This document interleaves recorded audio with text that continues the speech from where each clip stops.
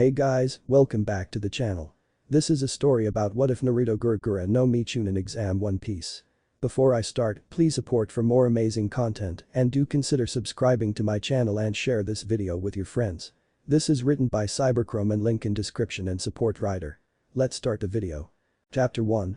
12-year-old Naruto Uzumaki sat on the swing in front of the academy. He watched as the academy let out and everyone else was being congratulated by their parents.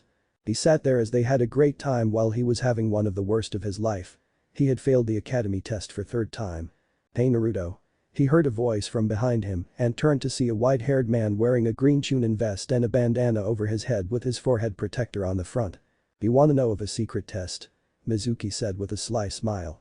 Break. Naruto was now in the forest where he would meet up with Mizuki.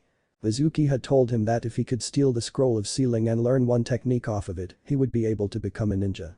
He had been training hard on the shadow clone jutsu and had finally gotten it down. Now he was looking through the scroll to see if he could learn something else for extra credit. Wait, what is this? He saw his name written in the scroll and some writing below it. Push some chakra into the writing. He heard a deep voice say in annoyance. He looked around startled but did it nonetheless. He put his hand to the seal and out popped a scroll. What is this for and why is it addressed to me? Naruto pondered. He heard shuffling in the bushes and quickly stuffed the smaller scroll in his jacket and turned towards the noise and he saw Iruka come out with a stern expression on his face. "Ha! I found you, Iruka-sensei." Naruto yelled as he pointed towards Iruka. Iruka grew a tick mark. "I found you, idiot. Why did you take the scroll, Naruto?" Mizuki-sensei said that it was a special test. "If I could learn a jutsu off of this scroll then I could graduate the academy," Naruto said with a smile. Iruka looked around, saw the damaged area. "You've been training hard, Naruto," he thought. He heard someone land on a tree to his right and saw Mizuki standing there with a smirk. This was going to end bad. Break. Naruto had to return the scroll to the thread and apologize for stealing it in the first place. After getting some ramen with Iruka to congratulate him on becoming a ninja, Naruto went to his rundown apartment. He went in disregarding the graffiti on his door. The door swung open slowly with a loud creak. "I'm home," he said sadly as he knew no one would answer back. He walked into the apartment and shut the door. He bypassed his living area and kitchen which were combined and went to his bedroom. He took off the jacket of his jumpsuit and took out the scroll. He placed it on the ground in front of him as he sat down. He tried to open it but it wouldn't budge. He grew frustrated. "Gah. How am I supposed to open this thing?" he shouted to himself. "DCH, bite your thumb and swipe some blood on the seal." The same deep voice boomed. This time Naruto could hear the annoyance in its voice. "Where are you?" he asked as he looked around. "I am within you, ninja." Naruto's eyes widened before his surroundings became black and he was sitting in front of a giant gate and he was sitting in water. "Why am I in a sewer?" he mentally asked. "This is your mind, ninja." He heard the voice again from behind the bars and he saw two giant blood-red eyes with slits down the middle. He instantly started to crawl back away when he saw nine tails waving behind the being lazily. "Hey Kyuubi," he stuttered out. The fox grinned showing its massive fangs. "Yes. It is I, the great Kyuubi no Yoko," the fox declared while standing to his full size, making Naruto back away in fear again. "Fear not, boy. As much as I want to be free, I cannot because of this accursed seal." He motioned to the piece of paper on the gate. "That single piece of paper is keeping you at bay?" Naruto asked in astonishment. The Kyuubi nodded.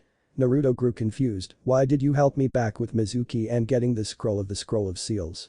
About time you stopped acting stupid, kid.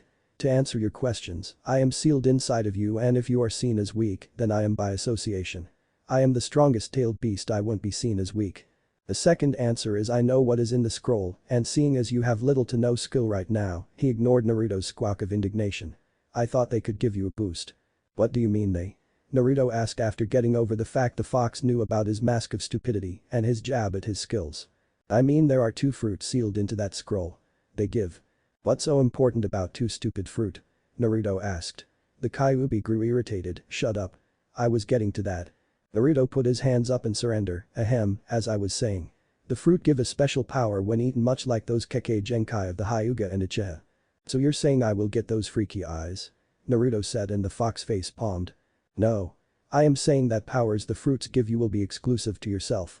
Naruto gained a look of understanding but looked at the fox with a curious expression. "Why are you helping me? Aren't you supposed to be evil?" The fox sighed. "I have seen your life, kid. It's partially my fault for why your life is the way it is. I wanted to help you out a little." he answered truthfully. Naruto stood up and bowed towards the fox. "Thank you," he said, surprising the fox. "Whatever, Ninjin. As payment for my help, could you tear off a corner of the seal? This will allow me to see out in the world through your eyes. It get really boring in here," the fox explained as it laid down and rested his head on his arms. Naruto nodded and tore off a part of the seal, and he felt a pull, and he was back in his room. He looked at the scroll and bit his thumb and swiped some blood on the seal. The seal glowed and then died down. He unrolled the scroll and saw it was a letter with another seal at the bottom. "Dear Naruto. I am truly sorry for choosing you to contain such a beast as the Kyuubi. I simply didn't have any other choice. Could you ask another family to sacrifice their child when you couldn't do the same? After your birth, there was a masked man that kidnapped your mother, Kushina Uzumaki. She was the container for the Kyuubi at the time and he stole it from her in her weakened state. Long story short, I defeated the man, but I couldn't kill the Kyuubi, so I sealed half of it into my son, using a forbidden sealing technique that kills the user. The Kyuubi didn't want to be sealed again, so it tried to kill you, but your mother and I jumped in the way to protect you, and I finished the sealing as we passed away. I'm sorry. I asked them to see you as a hero, but I think they will see you as the demon reincarnate.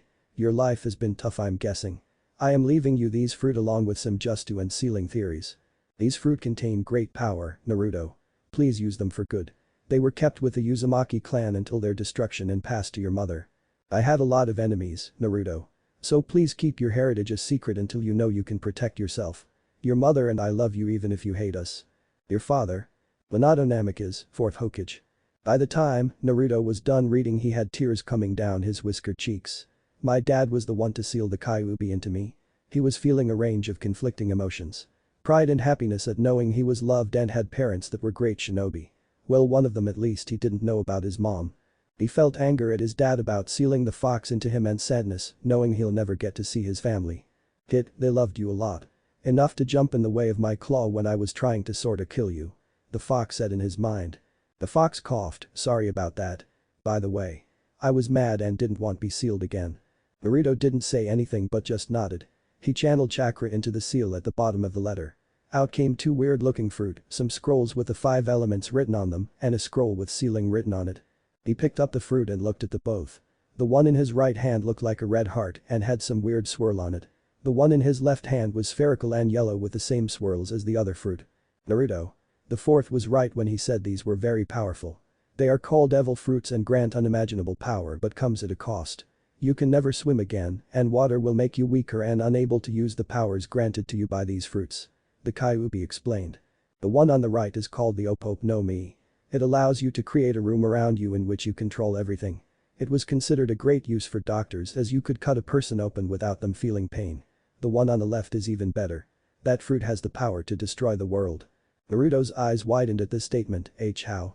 The fox gave a fanged smile. This is called the Gura Gura no Mi. You could literally create earthquakes as well as beef up your physical strength. There has to be some drawback to this. Naruto said. Yes. Both of these take up a huge amount of stamina and the no swimming thing. But they say if you eat 2 devil fruit then you die. Lucky for you, I'm sealed in you and I don't feel like dying today, so I can keep you alive. Naruto pondered it and looked down at the fruits and nodded. He ate the Opope first and noticed that it tasted like garbage. After keeping his dinner in his stomach, he went to eat the Gura Gura and it had a similarly bad taste. He felt it burning all over his body and fell to the floor holding his stomach. Don't worry. I'm trying to stop the effects of you umding. How did you know so much about these fruits? Naruto asked through the pain. I've been around a long time, kid.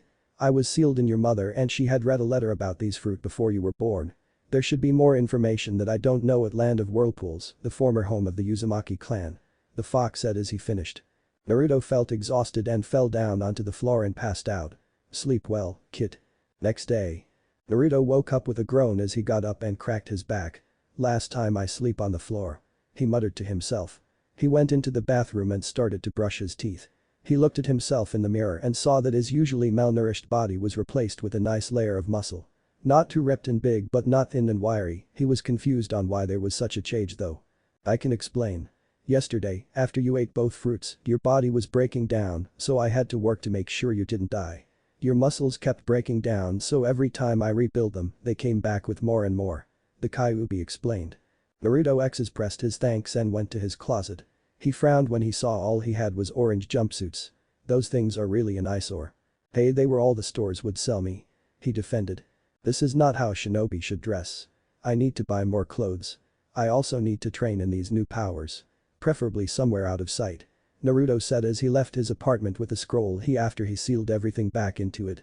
Naruto went to a training ground that had 3 stumps in the middle, a river, and a monument behind the stumps. Naruto, that jutsu you learned yesterday is very useful. When that clone dispels the information it learned is transferred back to the user. So I could learn things in half the time? He said as he gained a grin and made a familiar cross. Shadow clone jutsu. He said as 250 clones poofed into existence. Okay, I want 30 each working on one element that Toussaint left us. 50 of you work on the basics of sealing because from what I heard it is very difficult, so be very careful. And then the other 50 work on those fruit powers. I think I have the techniques in my mind, but I'm not sure, so prove my theory. Now go. He commanded. Hi, boss. They saluted and went off into their groups.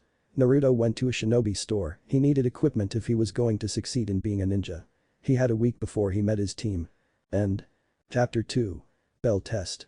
Naruto woke up groggily to a blaring alarm clock. He rolled over and slammed his hand on the top of it. He sighed when the alarm stopped and he sat up on his bed. It's time to meet my team and for everyone else to the new and slightly improved Naruto. He said as he hopped out of bed and went to his closet. He picked out a fishnet shirt that had no sleeves and an orange trimmed black hoodie with the Uzumaki swirl displayed on the back. He put on some black pants and taped them around his ankles. He strapped on his kunai pouch around his right thigh and then he put on some black ninja sandals and was out the door.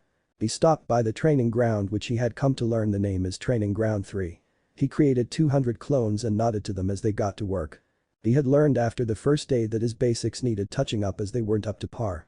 Instead of focusing his training in the elemental exercises, he had only 25 clones focus on that.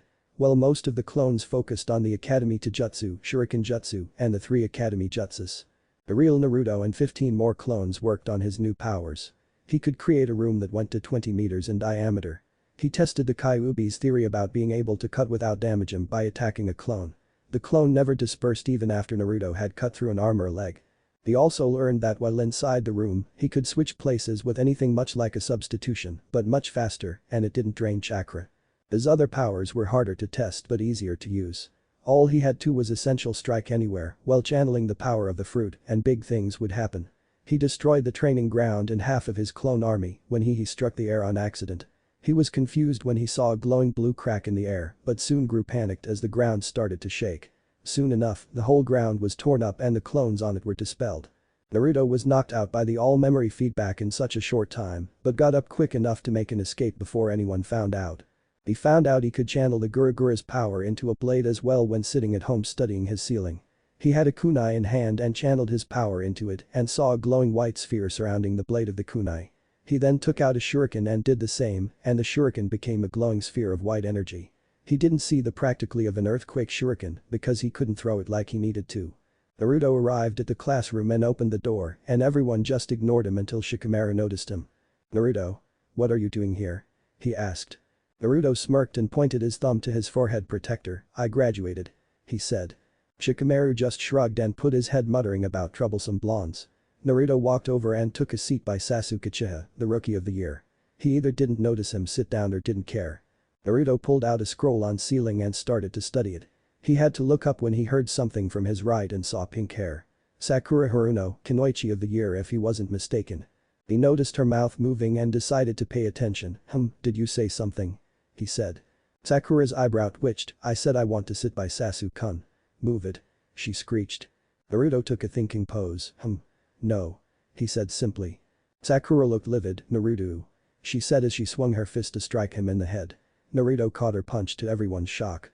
"You should really get your temper in check, Haruno," he said in a nonchalant tone. He squeezed her fist and made her wince. The door opened and Iruka came in with a couple of bandages here and there.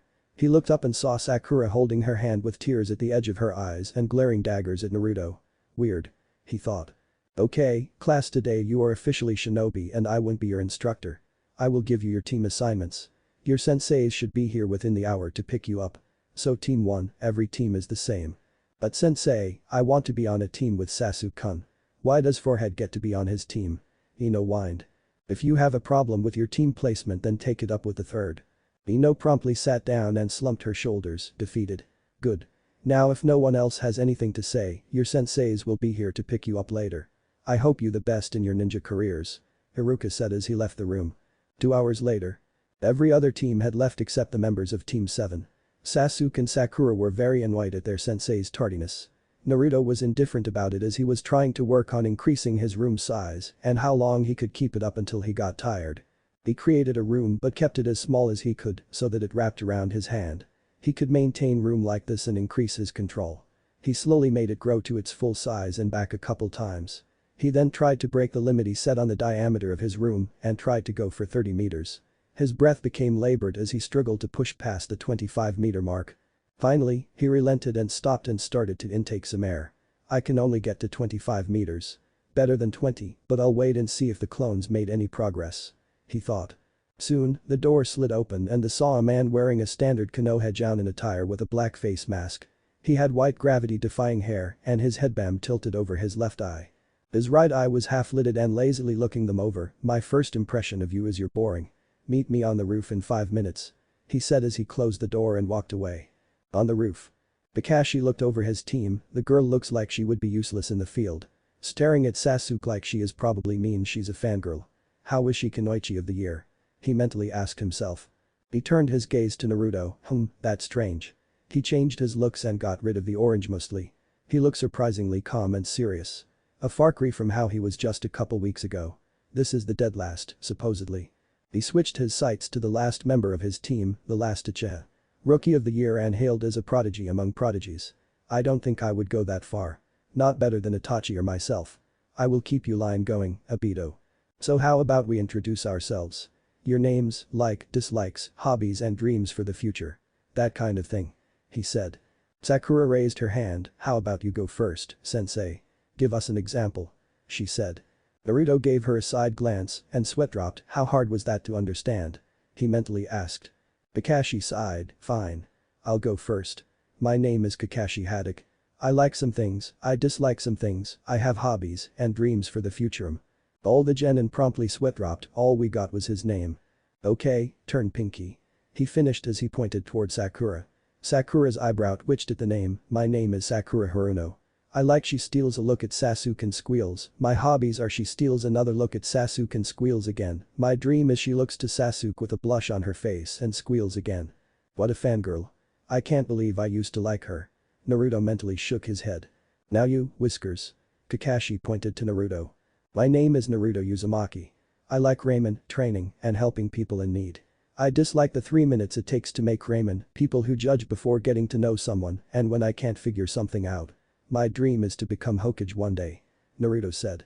Kakashi nodded. Alright. You dark and brooding. He got a glare from the boy. My name is Sasuke Uchiha. I don't like a lot of things and I hate a lot of things. My dream, no, more like my ambition is to kill a certain man. He said darkly towards the end. Kakashi nodded. So much hatred for Itachi. I hope I can steer him from this path. He turned his sight on his blonde student. And what happened to you? You're not that hyperactive ball of sunshine I used to watch over. Okay. Now that introductions are out of the way. Let's get to the real graduation test. Sakura raised her hand, but sensei we passed the graduation test. Kakashi I smiled, that was to see if you have capability to be ninja. Basically to weed out the cannon fodder. This is the real test, but there's only a 66% chance of passing. He said as the genin's eyes widened a bit. Well meet me at training ground 3 tomorrow at 6 in the morning. Oh. Don't eat breakfast or you'll throw up. Jana. He said as he disappeared in a poof of smoke. Naruto stood up and walked away. He needed to check the progress of his clones. Break. Naruto got to the training ground with a headache and he knew why. When he arrived he saw the training ground was in shambles again and saw a clone rubbing its head sheepishly with a grin. Naruto sighed and dispelled all the remaining clones which further increased his headache. Damn. Didn't think that there were that many left. He said as he held his throbbing head. He immediately slapped his forehead as he went through the clone's memories. The clone didn't have access to the devil fruit powers and they figured it out before he did. They just sat around all day, lazy bastards. Ugh, I need some sleep. And he walked off grumbling about stupid memory backlash and lazy ass clones. Next morning. Naruto walked to the training ground and saw Sakura fawning over Sasuke and Sasuke trying his best to ignore her. Naruto just jumped up to a tree above them and started to work on his room. 3 hours later, Kakashi had finally shown up with a backpack on. Sakura and Sasuke stood up and walked to him with annoyed expressions. You're late. Sakura shrieked. Kakashi just smiled, sorry I got lost on the road of life. Both Genin in front of him sweat dropped, what a terrible lie. They both thought. Where is Naruto? Kakashi asked as he lazily gazed upon them. I'm right here, sensei. Naruto said as he jumped down from the tree branch he was on and landed next to Sakura. I didn't even sense him. Kakashi thought. How did the dope get the drop on me? Must have been a fluke. Sasuke thought as he mentally nodded with his conclusion. Naruto baka. Stop trying to be cool like Sasuke-kun. The pinket of the group shrieked making everyone wince. Naruto just ignored her, which made her angry, and she went strike him over the head but was stopped again when her grabbed her fist again. Do you not remember what happened yesterday, Haruno? I can break your hand to make you remember from now on. He said in a chilling voice, but he had a smile on his face. Sakura quickly shook her head and Naruto nodded, good. He said as he released her fist and she quickly hit on the other side Sasuke. Kakashi clapped his hands, okay, now that we have everyone here, let's get started. Kakashi took off the backpack and pulled out a pair of silver bells. Your test is to take these 2 bells from me. He said as he tied the bells to his pants waist. Sakura raised her and Kakashi nodded towards her, sensei, there are only 2 bells. Kakashi smiled again, very observant, Sakura. Yes, there are only 2 bells which means one of you are going back to the academy.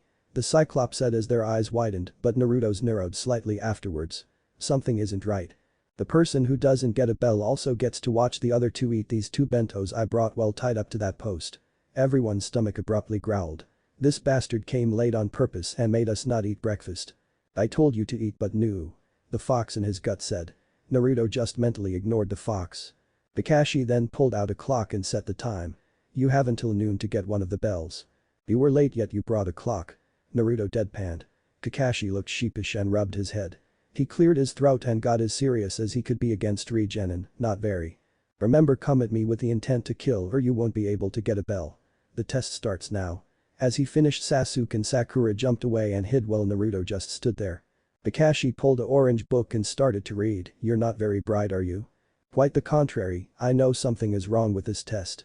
I don't know what, but I'm going to figure it out. Naruto said as he turned around and walked away. That's a first. There's definitely something different about him. He shrugged and put it on the back of his mind. After about 15 minutes, Kakashi sighed and walked off, I guess I better go find them.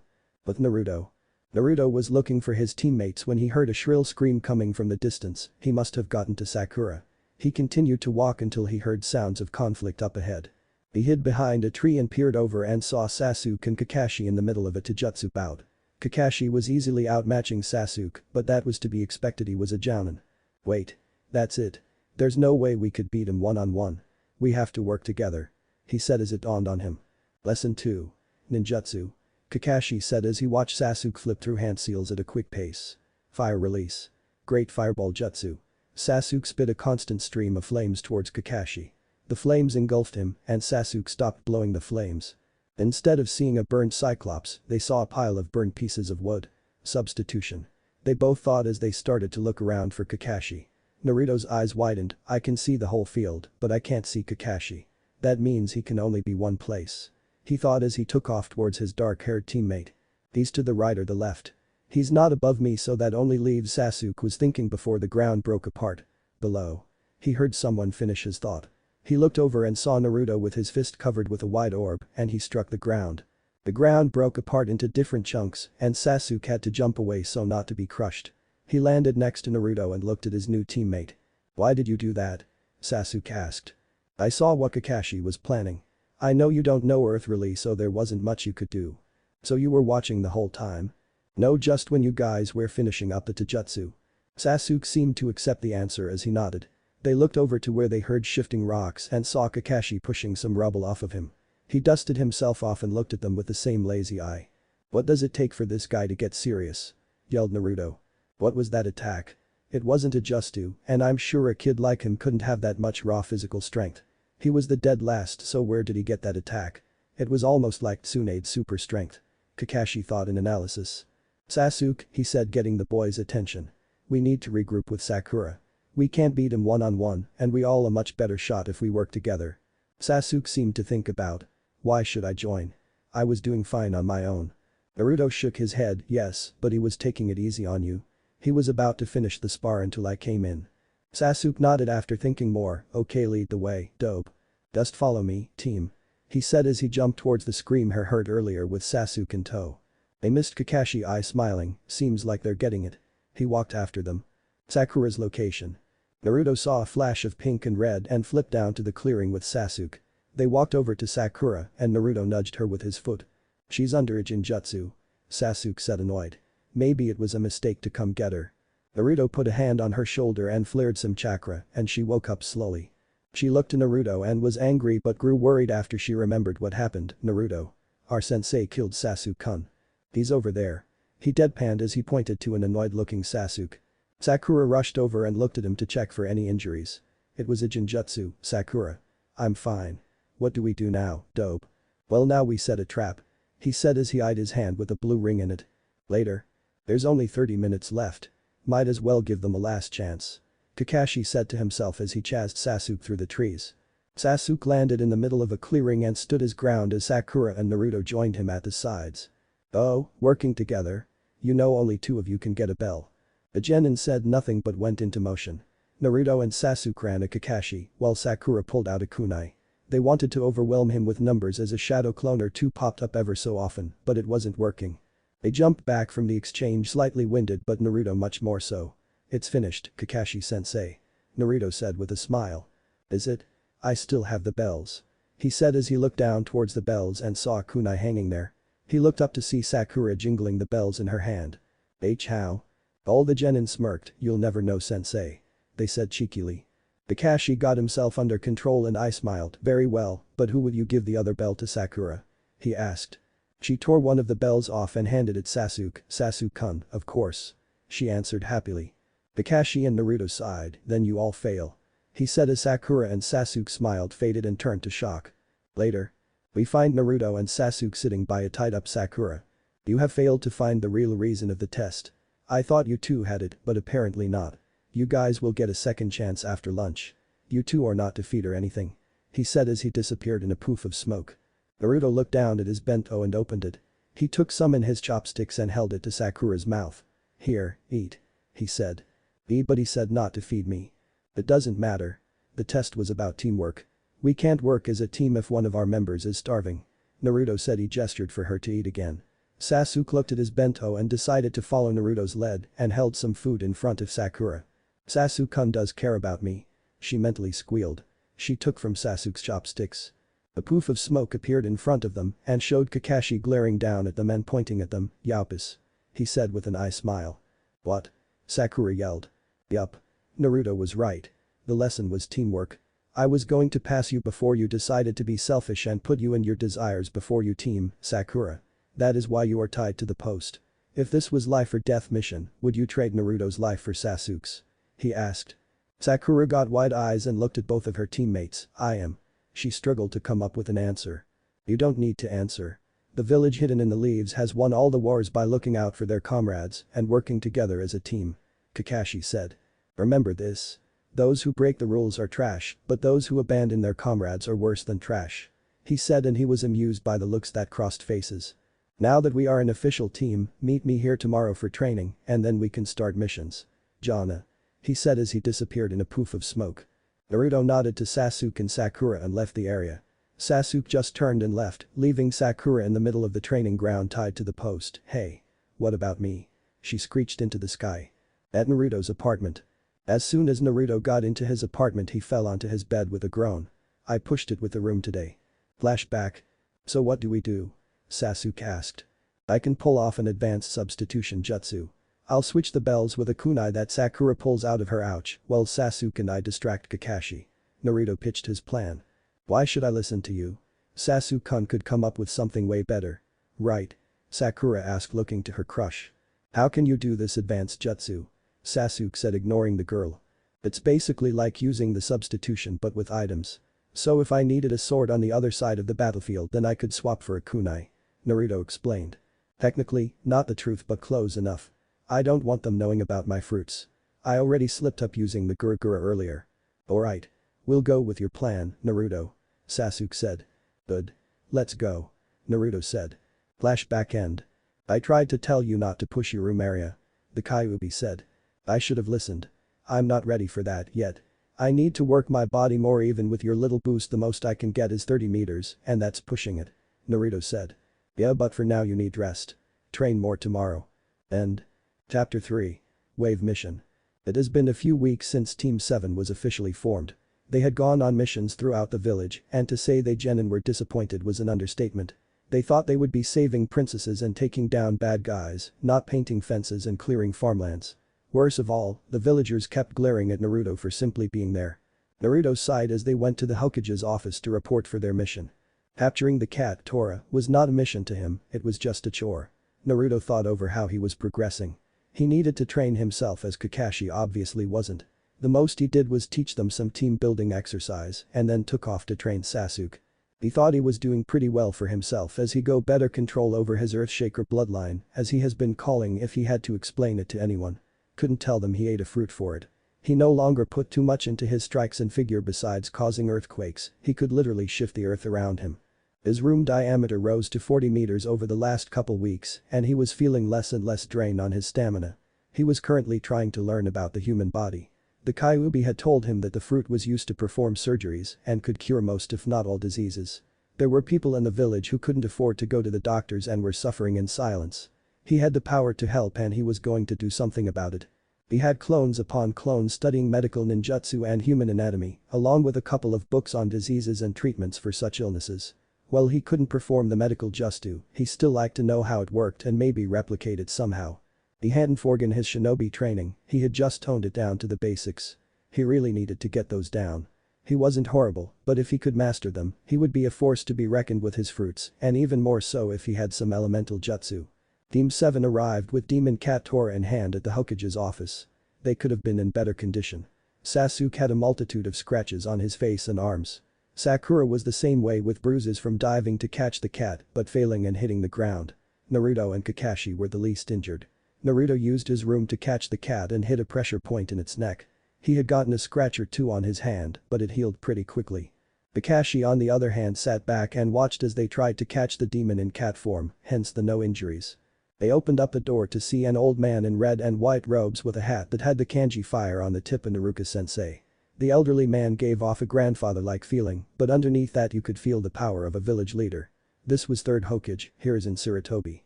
Team 7 reporting. Mission to capture the Tora the cat was a success. Kakashi said as he looked over his book towards the Hokage. Hiruzen sighed at the gray-haired Jonin's behavior. Good job, Team 7. Let's see, what else do we have for you today? Fence painting, cleaning the Inuzuka kennels, clearing weeds. Naruto started to drown out the Hokage as he didn't care about these unimportant tasks. Hokage-sama. He said, getting everyone's attention. He never addressed someone with respect before. I think that we are ready for something more than just chores. Could we possibly get a C-rank mission? He asked. Ibaka. You're only a few weeks out of the academy and you're requesting a C-rank mission. These missions need to be done and it promotes teamwork. Iruka yelled out. Hiruzen looked amused. Now, Iruka. Let's see what Kakashi has to say about it. He said looking towards the team leader. Kakashi looked at his charges and then to the Hokage. I believe they are ready for a C-rank, Hokage-sama. He said and Iruka just gaped. I disagree. I've had all these kids in my class and I don't think they're ready. Well, they're my charges as of now and I think they are ready. I agree with Kakashi. We just got a mission to protect a bridge builder. Send him in. He yelled out to his secretary. The door opened and in came an old man with gray hair and a large beard. He had glasses and a weird pointed hat and he smelled of sake.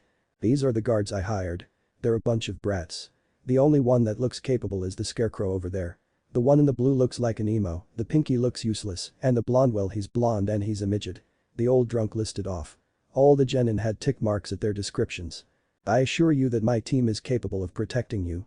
If not, then I will step in.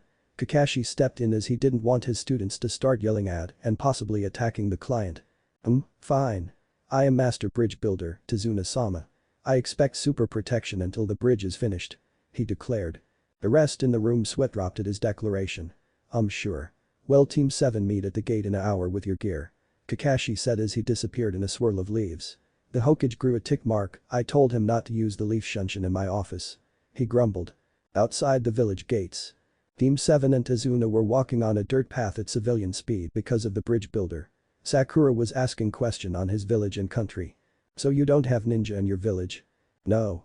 There used to be a ninja village across the way from us and they would protect us, but they were destroyed a few years before the Third Shinobi War.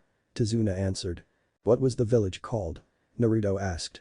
He looked over to the blonde, it was called Yuzushiogakure, the village hidden in the whirlpools. He answered. Git. That is your mother's homeland. If you can, slip off and go to that village and look through it. You could possibly find more information about your devil fruits. The tailed beast suggested. How do I get there? He mentally asked. I don't know, Baka. I've been sealed in that damn leaf village since that human tree was Hokage.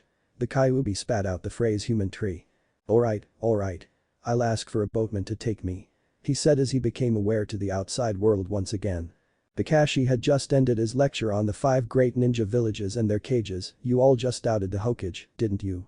Sasuke and Sakura looked like they were caught with their hands in the cookie jar, while Naruto looked indifferent. He didn't doubt the Hokage's strength, just wasn't listening at the time. They continued to walk and past a puddle. From the puddle, 2 men with a shuriken-like chain attached to gauntlets appeared and wrapped up Kakashi.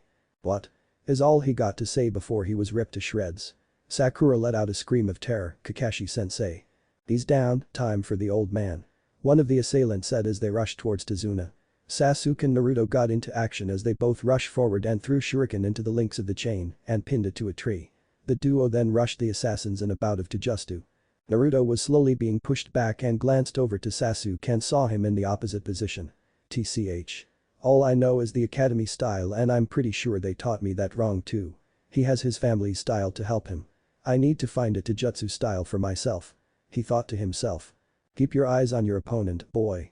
His opponent yelled as he set to strike him with his bladed gauntlet. Naruto saw the attack coming and acted quickly.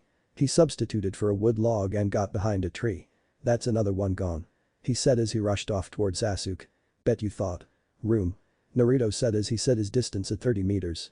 He eyed the 2 attackers and saw the one that was fighting him about to hit Sasuke from behind. Shambles.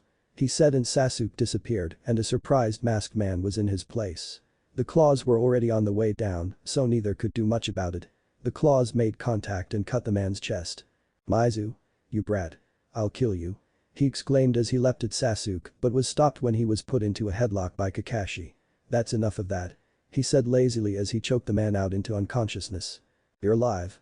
Sakura and Tazuna yelled out. Kakashi nodded and pointed to a pile of shredded pieces of wood. Naruto's alive too. He's behind that tree. He lazily thumbed to a tree behind him. Naruto came from behind the tree with a sheepish grin. What was with that blue circle? It wasn't chakra. Did have something to do with Sasuke switching places with Maizu at that last second. Sasuke didn't have enough time, nor did he see the attack coming, so it couldn't have been a substitution. Kakashi thought as he rattled off question in his head. Well, these 2 are the demon brothers, missing Nin from the Mist Village. The question is why are they after you? He asked Tazuna who started to sweat under his gaze. He stammered as he failed to find an excuse. He sighed in defeat and his shoulders slumped. Okay, I will tell you. Break. Tazuna told them of Geto and the situation in the Land of Waves. Geto moved in years ago and took over the island. Everyone there lives in poverty except Geto and his goons. They wanted a way to connect to the mainland and get some merchants and economic flow back into the village, but then Geto had sent a bounty on Tazuna's head. They needed help but couldn't afford a B-rank mission, so he had to lie and say it was C-ranked. After some begging and guilt-tripping, he eventually got Kakashi to agree and continue the mission. They had just got off the boat and were walking to Tazuna's house when Naruto sensed something in the bushes. He whipped out a kunai and flung it towards the tree line. The others tensed at the sudden movement. What are you trying to do? Scare everyone to death. Tazuna yelled out while the rest looked on guard. Naruto walked over towards the bushes and parted them. He saw a shaking white rabbit with a kunai embedded into the tree right above its head. Naruto. You idiot. Scaring everyone for a stupid rabbit. Sakura yelled out.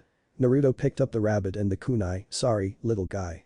He said as he placed the rabbit back on the ground and it scampered off. That coat of fur in this season is unnatural. Must have been a subst. Kakashi was knocked out of his thoughts by a whirling sound. He turned his head and saw a massive sword swing their way. Duck. He yelled out. As he grabbed Tazuna and took him to the ground. Sasuke ducked and Sakura looked around clueless. What duck? Naruto groaned and appeared behind her and smacked her in the back of the head while ducking himself as the sword passed above his head and was lodged into a tree. The group stood up and looked over at the sword and saw that there was a man with bandages around his mouth and neck with his headband tilted slightly crouching on the sword. He hopped off his sword and onto the ground. He then reached over and grabbed his sword out of the tree bark and slung it over his shoulder. What strength! To be able to use that thing with one arm so easily. Naruto thought. What do we have here? Kakashi and a bunch of kids trying to play ninja. You know there's quite the bounty on your head.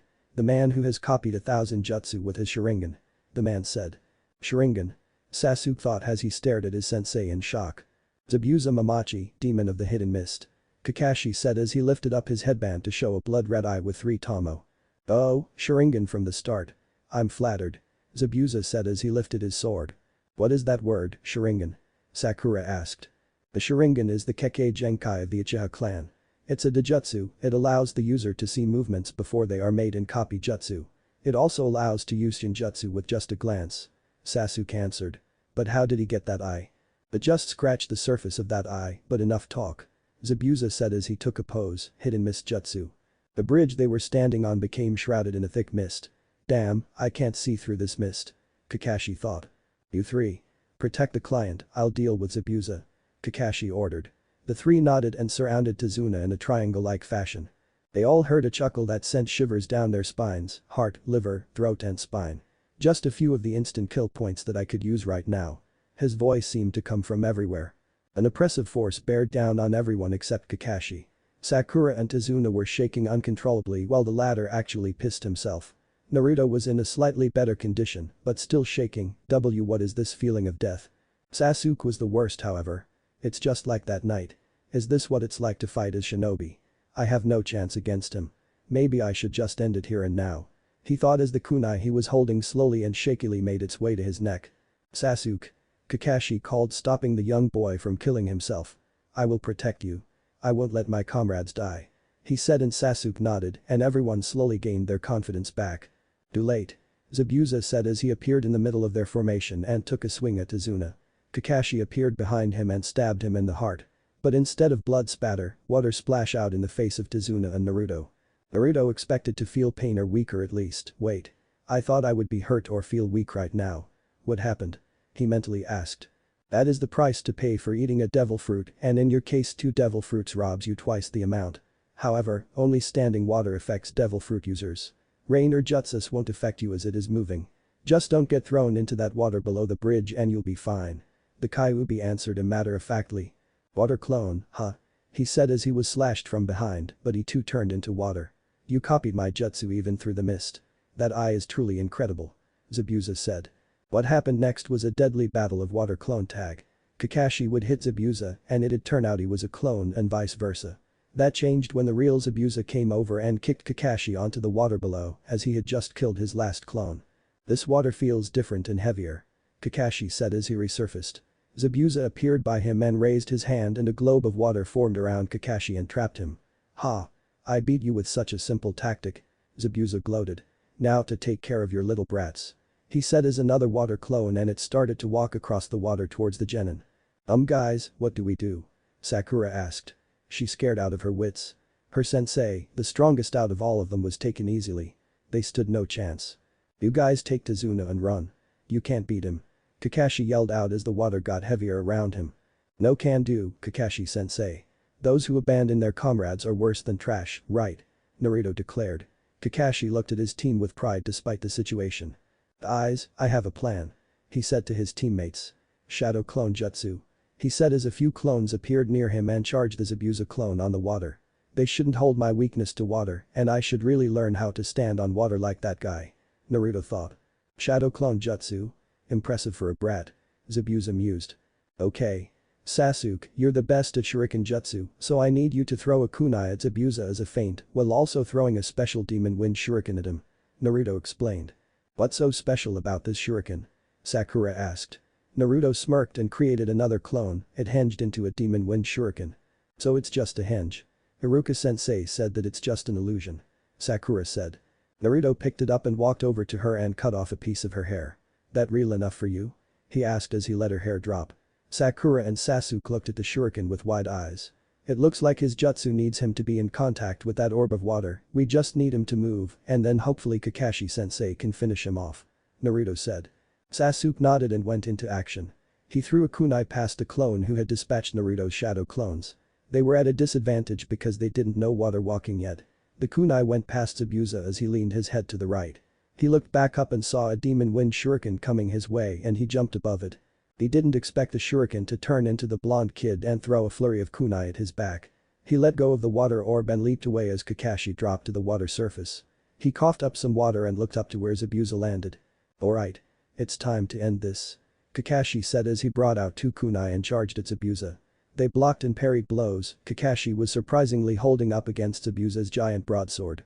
They clashed again and pushed away for a few meters apart on the water. Zabuza started to go through hand seals and Kakashi copied them at the same pace. Water Dragon Jutsu. They both yelled out as giant water tendrils grew out of the water and took shape of two dragon with glowing yellow eyes. The dragon attacked each other, coiling around each other and trying to bite into each other's neck.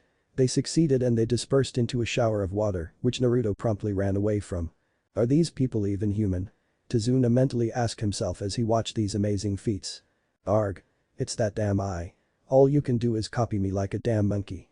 Zabuza yelled out as he went through more hand seals while running towards the bridge. Kakashi followed his direction while going through the same hand seals. Zabuza started to see himself appear behind Kakashi. It's as if he know what I'm going to do next, Kakashi asked. Zabuza's eye widened and he looked towards Kakashi's Sharingan. That damn eye. You can't beat me with cheap tricks. I'll crush you. They both yelled out. I'll make sure you never open that monkey mouth again, Zabuza declared but stopped his hand seals when he saw himself appear behind Kakashi. That's me. But how? Is this a Jinjutsu? Kakashi finished his hand seals, Water Vortex Jutsu. He yelled out as a ring of water rose in front of him. It turned into a hydro pump of water and blasted Zabuza into a tree. I was going to use that jutsu, but he did it before me, Zabuza thought. Kakashi appeared in front of him after the water subsided. How? Can you see the future? Zabuza asked. Yes. And this is your last battle ever, he said as he moved in with a kunai ready to end the man's life. He stopped when two senbon needles struck Zabuza in the neck and he dropped to the ground, dead. This shocked everyone watching and they turned to the direction they were thrown from and saw a masked nin with the Kiri symbol on their forehead. Thank you for weakening him. I've been after him for quite a while, the hunter nin said as they approached the body. Kakashi went to Zabuza and checked his pulse, sensing none. He nodded to the hunter nin and went over to his team. Halfway there, he fell over from exhaustion but heard his team call out to him. Kakashi-sensei. End chapter. Chapter 4. Trip to the Land of Whirlpools. Naruto stared out into the waters as he rowed a boat from Wave Country to the Land of Whirlpools. It is night time and he doubted that anyone would come after him anytime soon. After Kakashi had fell over from his chakra exhaustion, Tazuna had led them to his house where his daughter and grandson stayed with him. They arrived and met a woman named Tsunami and she quickly ushered them in and gave Kakashi a room to rest up. Kakashi woke up soon after and got everyone to training on tree walking. It was about channeling chakra to the soles of your feet to cling to a surface. Too much and you will be blown off and too little you won't stick. They needed to find a balance between the two. Sakura was the first to get the hang of it. She made it up to about a quarter of the tree before she got tired out. Sasuke and Naruto were struggling to get started but after calming down, Naruto eventually started to make progress. He tried to help Sasuke but all he got was an Uchiha grunt. Kakashi by this time had went back his bed to recover. Naruto had created some clones to help him get this down quicker.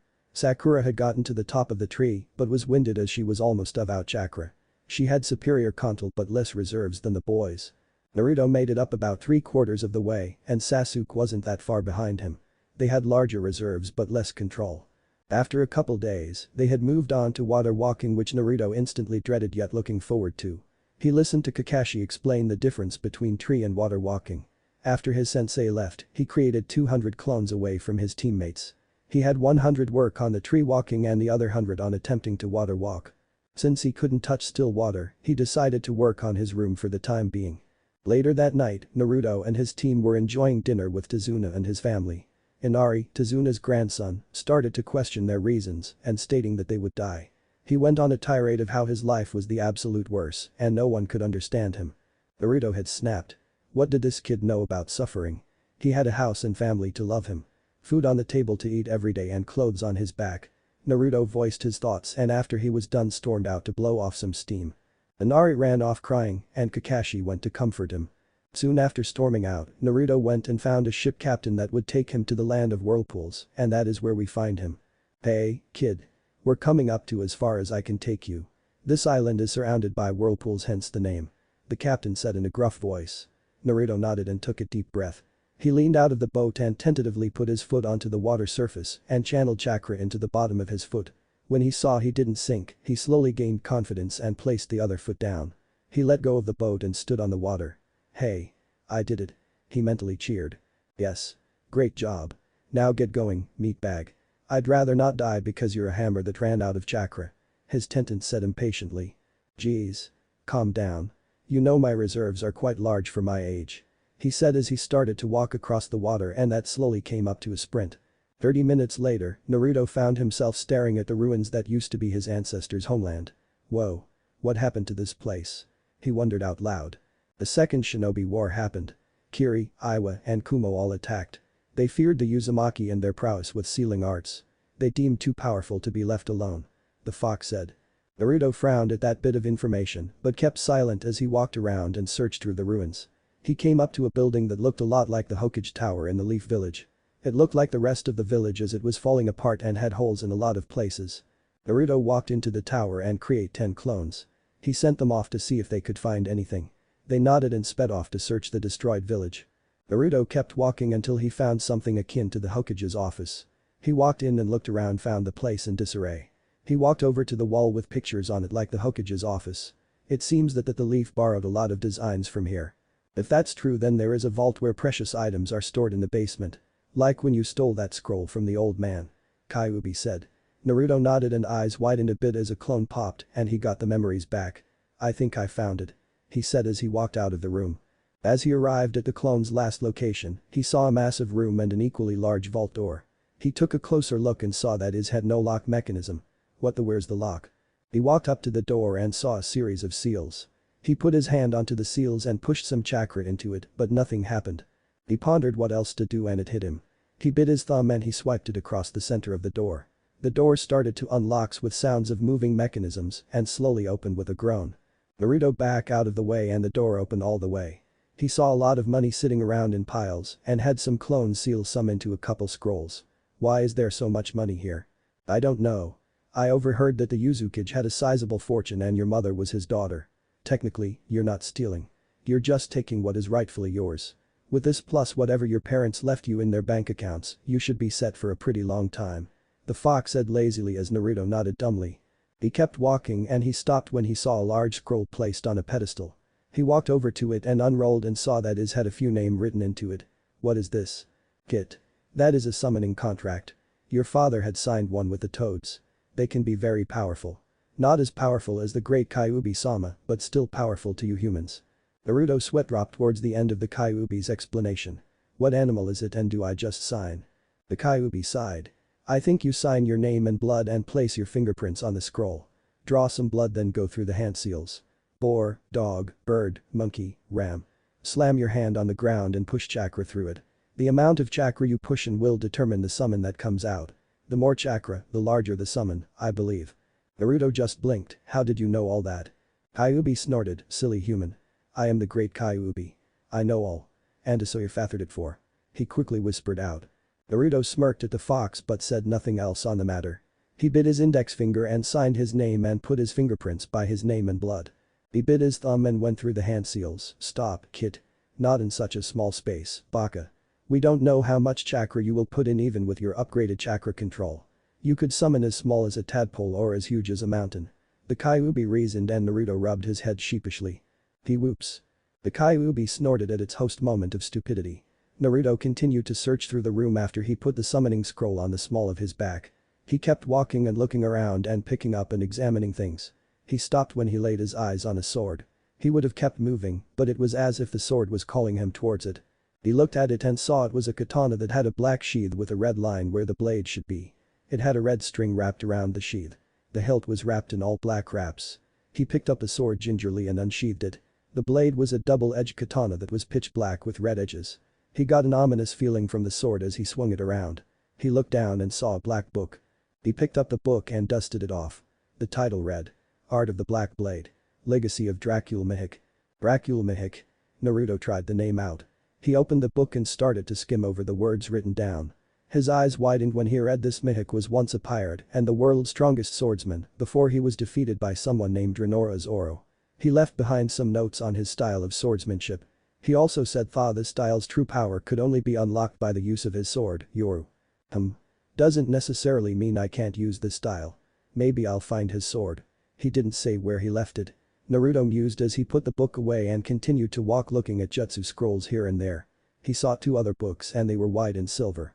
History of Whitebeard by Edward Newgate. Finished by Marco the Phoenix. He said looking at the white book with a skull and bones in a cross formation. The skull had a grin with a large white beard. Turning the world upside down. Story of the First Pirate King by Silvers Rayleigh. He put the books with the one he got from Mihik and continued to walk. Outside the Uzukage Tower. Naruto continued to look through the vault but he only found some notes on some ceiling that caught his eye. He was currently standing before the tower. Alright, let me try this out. He hit his thumb and flipped through the summoning seals and slammed his hand on the ground. Seals spread out from under his hand and there was a huge plume of smoke. After the smoke cleared he saw a huge black bear. It towered over him and a bit taller than the Uzukage building. The bear had a huge slash scar across its chest and it had a gold-trimmed white vest over its upper body. It had a massive warhammer strapped to its back. The hammer had an oak handle and its actual hammer head was kind of jagged with the 4 points it had. It looked like anything hit with it would cease to exist and just splatter everywhere. The back of the hammer head came together until a point and one side looked bladed for dual use. The bear looked around confused before it narrowed its eye and glared at Naruto. You dare summon the chief of the bear clan. Who are you and tell me why I shouldn't strike you down where you stand? The bear roared out. Naruto looked nervous at the thought of getting hit with that hammer. My name is Naruto Uzumaki. The bear let out a chuckle, haha. You and Uzumaki. Kid, my clan have fought with the Uzumaki for countless years. Uzumaki are known for their red hair and you are clearly blonde. Come to think of it, how did you even get the scroll? Last I heard it was locked up in the Uzukage's vault. The bear said dangerously as it reached for its hammer. I tried pushing chakra into the seal of the vault but it didn't work so I used my blood and it worked. Naruto quickly explained. The bear stopped reaching for its hammer and looked at Naruto with a blank face. Only the blood of a royal Uzumaki could unlock that vault. Who were your parents? The bear asked. Minato Namikaze and Kushina Uzumaki. Naruto responded. The bear eyes widened in recognition, the young princess of the Uzumaki. She was the Uzukage's daughter and was sent to the Leaf Village. He looked back to Naruto and saw some features of the old Uzukage in him. There's something off about this brat. Let me give him the test. Alright, kid. Just because you are of royal Uzumaki blood doesn't mean we will serve you. You need to pass a small test. The bear said and Naruto didn't catch the glint in its eye. What's the test? Naruto asked. The bear grabbed the massive hammer from its back and held it in pause. Survive this and we will talk. It said before it swung the hammer towards a shocked Naruto. Naruto was panicking and saw his life flash before his eyes. Kid, concentrate. You have the power to destroy entire landmasses at your fingertips. Use it. The Kyuubi yelled out mentally. Naruto shook his head and reared his hand back. A wide orb surrounded his hand and he slammed it forward in the middle of the hammer spikes. Everything still for a few seconds and then the reaction happened. Behind the bear chunks of the ground was unearthed and thrusted away, but the bear stood strong. This boy. No one has ever just struck at my hammer. Even more so he did it to a stalemate. Behind Naruto the winds from the hammer blew into the Uzukage building and destroyed what was left of it. What is with this bear? I thought the Gura Gura no Mi would overpower his hammer. He thought as he saw cracks appeared from where he struck the hammer, but it didn't break. You don't have as much control over that fruit as you think, kid. Without control that power is not as useful, you'd be just a walking earthquake machine. You have some control yes, but to beat an opposing force such as this isn't possible for you at the moment. I'm actually surprised that you're in a stalemate right now. The Kyuubi said. You're the one who suggested this. Naruto yelled back. It was either this or let you get hit and die, so shut up. Naruto was thrown back away from the bear into the rubble that was the Uzukage building after letting his power drop and the winds carried him. It was a comical sight to the bear and the demon fox. The bear hefted its hammer up and whistled, damn brat cracked my hammer. Ben ain't gonna like this. The bear said. It reached over to Naruto and picked him up. Okay, kid. You passed my test. You can now summon us and we will help you. The bear said. Naruto smiled and bowed to the bear. Thank you. My name is Theodore, but call me Ted. The now named Ted answered. Naruto sweat dropped. Umake Ted. My name is Naruto Uzumaki. He said. You told me that already but tell me Naruto, how did you stop my hammer? Most people just jump away, but there was this one brat who jumped and stuck to my hammer. He grumbled the last part. Oh, I used my devil fruit power.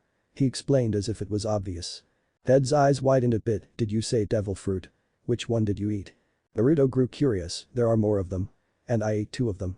The Opope no Mi and the Gura Gura no Mi. Ted's eyes widened even more, almost threatening to pop out of his head. You ate 2.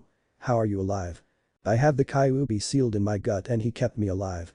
Naruto explained. So you're Agent Cricky, eh? I guess that explains it. Ted said as he rubbed his head with his other paw, then a look of realization crossed his face. Did you say you ate the Opope fruit? He said with a blank face. Yui. Naruto said before he and Theodore disappeared in a poof of smoke. Summoning realm. Ted and Naruto reappeared in a giant forest, not unlike the one that surrounds the Leaf Village. Naruto looked around and saw that there were caves located within the forest from what he could see. Where are we?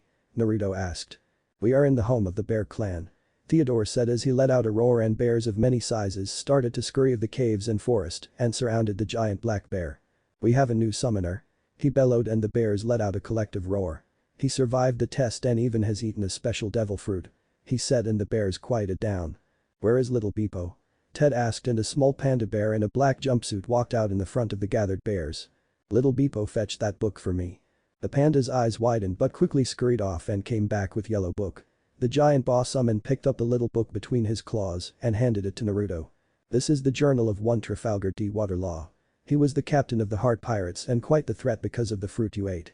He said as the bears gasped. Why you mean a golden bear stuttered out. Yes, this boy has eaten the Opope no Mi. The same fruit as our ancestor's former captain. Theodore answered and they looked at Naruto with wide eyes. Ted looked back towards Naruto, the one to start this clan was the navigator on the Heart Pirates ship.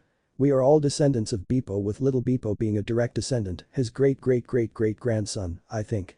That book there contains all of Law's information on the fruit and his adventures. Why did he give it to Beepo? Naruto asked. Most people don't know this, but the Uzumaki were a wandering clan before they settled in the land of whirlpools. They often seen and collected a lot of things. They got the bear summoning contract soon after Beepo made it. They had also found the Opope no Mi, but they refused to eat it for some reason.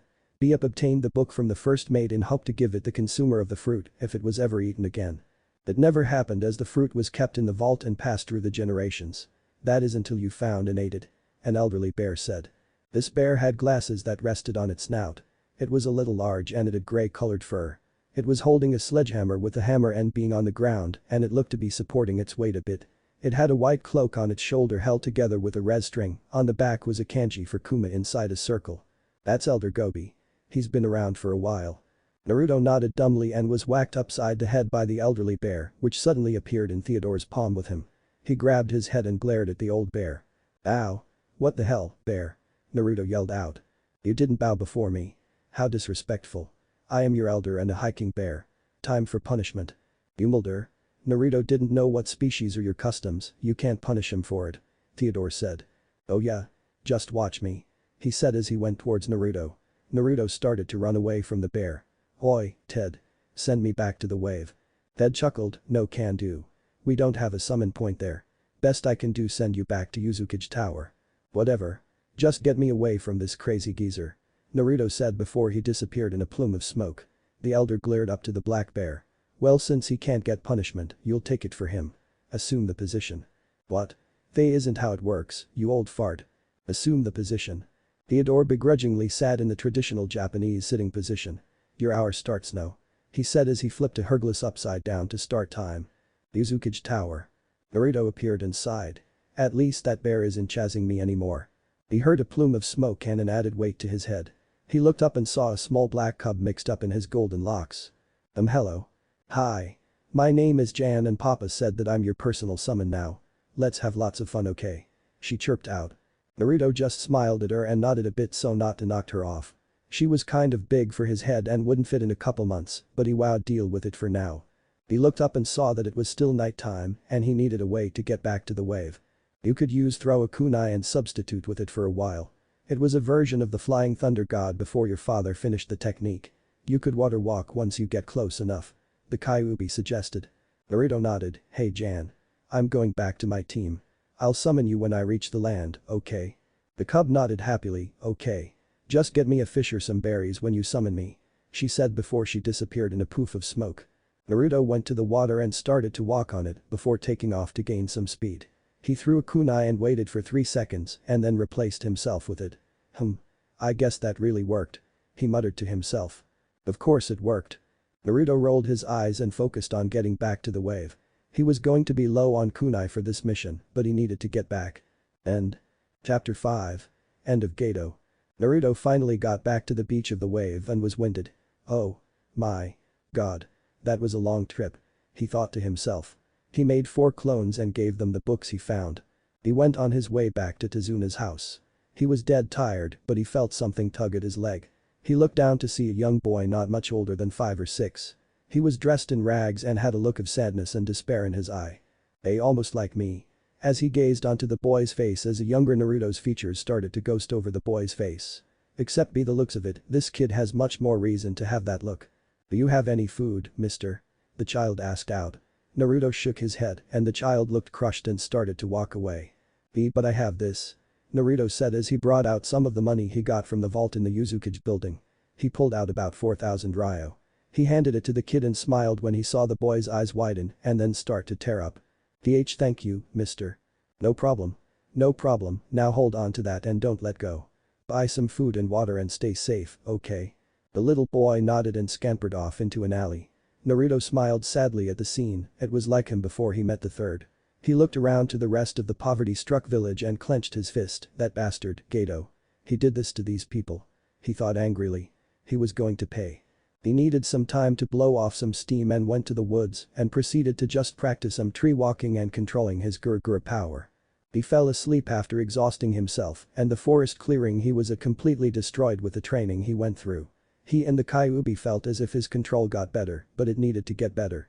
He was woken up and was treated to the side of a very beautiful girl. She had long black hair, pale skin, and large brown eyes. She wore a pink sleeveless kimono tied together with a white obi. She was looking for herbs for her sick friend and Naruto decided to help her with his knowledge of herbs. They talked about his shinobi lifestyle and what he fights for and it left him stumped. She told him that she believes when someone fights for something truly precious to them, that is when they become truly strong. After that she thanked him and went on her way, but not before saying she was actually a boy. The now identified boy giggled as he walked off leaving a very stumped Naruto. Haha. Are you sure you swing for the right team? Shut up, you bastard. I'm straight but you saw how he looked. Why would a guy dress so feminine? Naruto screamed out. Whatever you say, Kit. The fox said. Whatever. Naruto picked up his sword and tied it to his waist. He made a clone and dispelled it to tell the other clones to bring back those journals and then dispel. He waited about 5 minutes before the clones came and dispelled. Naruto sealed the books away and looked to the sky and saw it was noon. Should probably get back to the house. He walked towards the house but noticed something amiss. He didn't hear any sounds of training and looked around. He noticed a few cuts on a couple of trees and a dead pig that was hacked up. That can't be good. He said as he started to run. He stopped when he saw Tsunami being held hostage in the backyard with Inari standing a few feet in front of them. Let go of my mom. He yelled out. The one holding Tsunami's arm smirked cruelly, hey. That brat is a little noisy and might alert someone. Take care of him. He said to his partner who nodded and drew his sword and stalked toward the boy. Inari slowly backed up, what's he matter, kid? Weren't you going to make us give your mom back?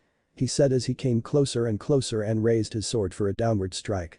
Inari raises his arms in reflex and closed his eyes and expected a lot of pain. He heard a clang and a thump. He slowly opened his eyes to see Naruto standing in front of him with a kunai out in reverse grip and the thug on the ground groaning. That was a very brave thing you did, Inari. Naruto said as he glanced back to the boy who was looking at him with wide eyes. It was also very stupid, you should run when facing opponents stronger than yourself, but I'll make an exception this time. Naruto said with a smile. Hey. Don't ignore me and don't come any closer or she gets it. The other thug said waving his sword around to make a point Naruto assumed. Naruto stated as a circle expanded from his hand and surrounded them all. What is this? The thug yelled out as his sword made its way towards Tsunami. Shambles. Naruto muttered out and everyone was shocked as Naruto phased out of existence and Tsunami was in his place. She went to her son and hugged the life out of him. Naruto appeared in front of the thug and blocked his sword strike with his kunai and kicked him in the chest. The sword flew from his hand and landed a few feet away from him. Naruto released his room and created 2 clones who knocked out the thugs and tied them up. He walked over to the mother and son duo and smiled. I'm glad you're safe. And Tsunami thanked him profusely for saving what was left of her family. No problem, he said as he gave a good guy pose with a thumbs up, then he got serious. Do you know where my team is? He asked. Tsunami nodded, yes, they went to the bridge with father, why? Because if those thugs came to get you, it must mean that Gato is making his move on the old man today. He said, getting a gasp from Tsunami. He smiled reassuringly. Don't worry. I promise to get THR old man back in one piece. I never go back on my word. Naruto said as she nodded and ran towards the bridge. Tsunami watched him go off and didn't see Inari sneak off. Bridge. Kakashi was currently in a battle against Zabuza once again. The sword wielder had came back stronger and with backup in the form of the fake hunter Nin, who was fighting Sasuke at the moment. They had suspected Zabuza would be back today, but they also planned for Naruto to be here as well. Even if he wasn't skilled like Sasuke, he was still a body to help protect Azuna. Kakashi couldn't find the blonde when he went looking for him last night, but suspected that he was alive somewhere doing whatever he does in his free time. That is not really appropriate for a ninja, especially on a mission. He let his emotions control him. Kakashi thought as he dodged another swing from Zabuza's massive broadsword. You better give up and escape with those brats while you can, Kakashi. Haku is at least high chunin border like low jounin level and has his ice release. The boy doesn't stand a chance. Zabuza gloated. Kakashi chuckled and he lashed out with a kunai held in reverse grip. I wouldn't be too sure about that. Sasuke was his class rookie of the year and Haku isn't the only one with a bloodline. You're looking at the last Uchiha. Zabuza's eyes widened a bit as he dodged and jumped back, the sole survivor of Itachi Uchiha's massacre of his clan. It's that boy. Zabuza thought as he charged at Kakashi again. Naruto just arrived to the bridge and saw Kakashi fighting Zabuza again. Sasuke was fighting the fake hunter Nin in a dome of ice plates. He shook his head at the odd sight and looked over to see Sakura standing near Tazuna. They both looked shaken and like they would jump at the slightest sound. Sakura wasn't even in a defensive position, no kunai out to defend against a surprise attack or anything. She was looking worried over Sasuke rather than Tazuna. He looked over to the ice dome and decided to make his presence known. He jumped down in between Sakura and the ice dome. Naruto Baka. Where have you been? Sakura screeched out, making Tazuna wince. I've been out training. He stated coolly. Stupid. Trying to be as cool as Sasuke. You can help me guard Tazuna until Sasuke finishes that masked guy. Naruto shook his head. Help you? You aren't guarding Tazuna yourself. No weapon or any kind of defensive stance. What if Zabuza were to throw a barrage of shuriken or kunai? And Sasuke won't be able to beat that guy. I've seen enough to know that he is outclassed at the moment. He said as he started to walk towards the ice mirrors. Sakura was fuming. Hey. Get back here. I am your superior, I was Kunoichi of the year and you were dead last. I outrank you. She slammed her foot and pointed to the ground as if she was scolding a dog. Naruto turned around so she could see only one of his icy blue eyes that sent shivers down her spine. If you ever talk to me like that again there will be consequences. Academy rank means nothing out here, you better learn before you get yourself killed. Naruto said as he vanished from his spot. He reappeared next to Sasuke, who had scratches here and there, and watched as he dodged a volley of senbon. He looked over to Naruto and glared, you idiot. You should have stayed outside the dome. We would have a better chance that way. Geez. I come in here to save your sorry ass, and this is the thanks I get. Naruto responded with a smirk. Sasuke glared and then smirked himself. Whatever, just don't get in my way, dope. The masked nin soon began to attack them with his senbon again, and they were getting hit every so often. This guy. He's not trying to kill us. I saw his accuracy last time and we aren't dodging all that fast. Why is he holding back? Naruto thought. He was too fast for Naruto to see, but Sasuke seemed to be getting better at dodging the needles. He looked over and he was surprised when he saw Sasuke with red eyes like Kakashi's. He had 2 Tomo in the right eye and 1 in the left. He awakened his Sharingan. Naruto thought. Sasuke. Your eyes have changed. He stated and Sasuke looked shocked but shook it off. Things did seem to change. I see every slight movement and the chakra of Naruto. Maybe I can find the real hunter Nin now. He mused as he looked at the mirrors. He was disappointed as they all looked the same. Damn. Hey Sasuke. With those eyes can you see him? Naruto asked. Yes. He was way faster before, but now I can see him as if he was going normal speed. Why? Because I have a plan. Just tell me which mirror he comes out of and then attack me. What? That's the stupidest plan ever. Sasuke yelled out. I would have to agree with him. That is not a very smart plan of action. The hunter Nin said. The times for games is over. I truly don't want to do this, but for Zabuza-sama's ambitions I must. The Nin finished as he raised up more senbon and threw them with extreme accuracy and speed at Naruto. They seemed to be coming from everywhere and there was no escape. Ah, as if these needles will affect me now. Now that I have activated these eyes, I'll be able to kill him. Sasuke said arrogantly as he dodged the needles effortlessly while Naruto was struggling. There were needles heading toward Sasuke from behind him and he was in midair with no room to dodge, so he substituted with Naruto. Naruto was riddled with needles and fell to the ground. The Kyuubi was outraged at what the despicable Uchiha had done. Be grateful. You have just saved the last Uchiha. You sacrificed your comrade. Why? The nin asked. Because I needed to survive and besides I'm more important than him. I'm the last Uchiha. He's some clanless dope who barely passed the academy by the skin of his teeth. You're truly foolish. The nin said as he launched more needles at Sasuke. You're the one who is foolish. You can't hurt me anymore and I bet this ice dome takes a lot of chakra. It's only a matter of time. Sasuke said with a smirk. True to his word the dome did come down in about 5 minutes and Sasuke went on the offensive. Now take this. Fire style. Great fireball just do. He said as he spat out a giant fireball that zoomed towards the nin. The nin was out of chakra and was looking like it was over until they heard Room. Suddenly the nin and Sasuke were in different positions, with Sasuke being in the receiving end of the jutsu. He yelled out as he tried to jump away but was hit and he was burned on his left arm and leg. The nin looked around and blinked. What happened? I saved you. They heard and turned towards Naruto, who grunted as he picked out the senbon in his back. Damn bastard. Unlocks his bloodline and thinks he's bigger than he already thought. He might be worse than the Hyugas he said as picked out the last senbon and stood up as the Kyuubi had been healing the injuries.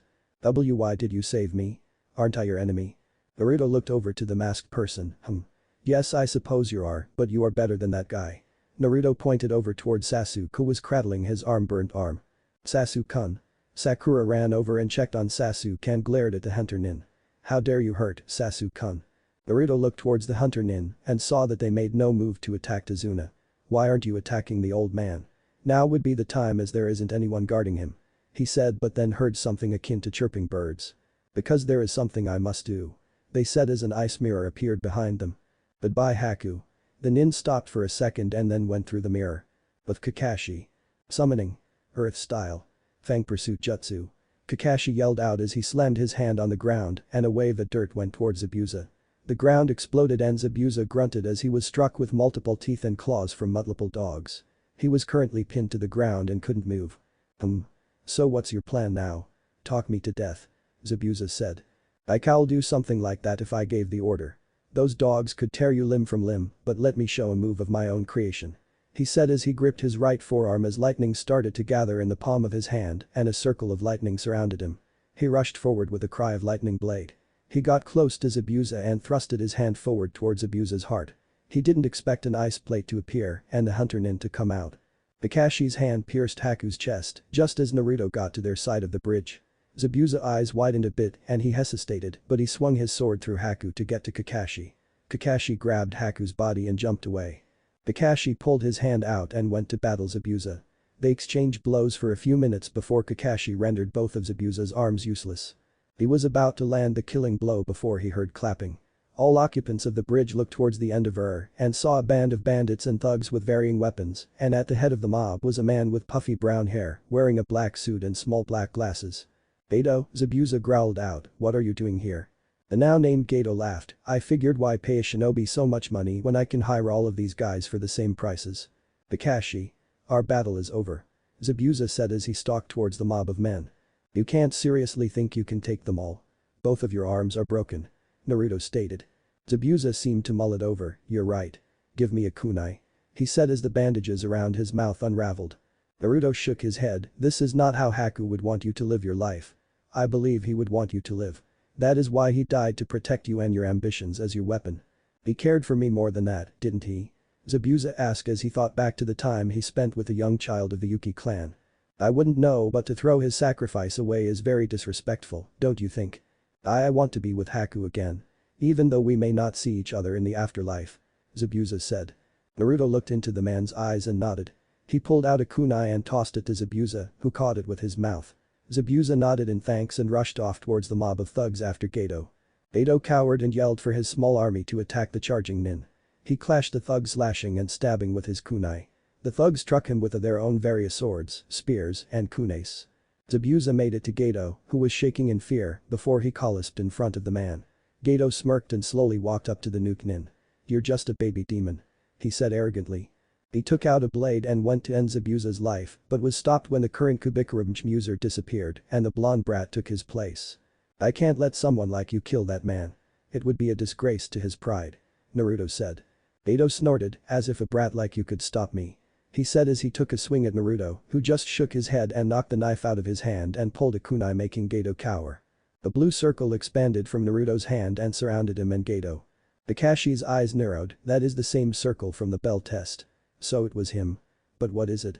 I haven't tried this before, but the worst outcome is you dying, so it's a win-win. Naruto said. He thrust his hand forward and struck Geto in the chest. There was a cube-shaped hole in his chest as something came flying from his back.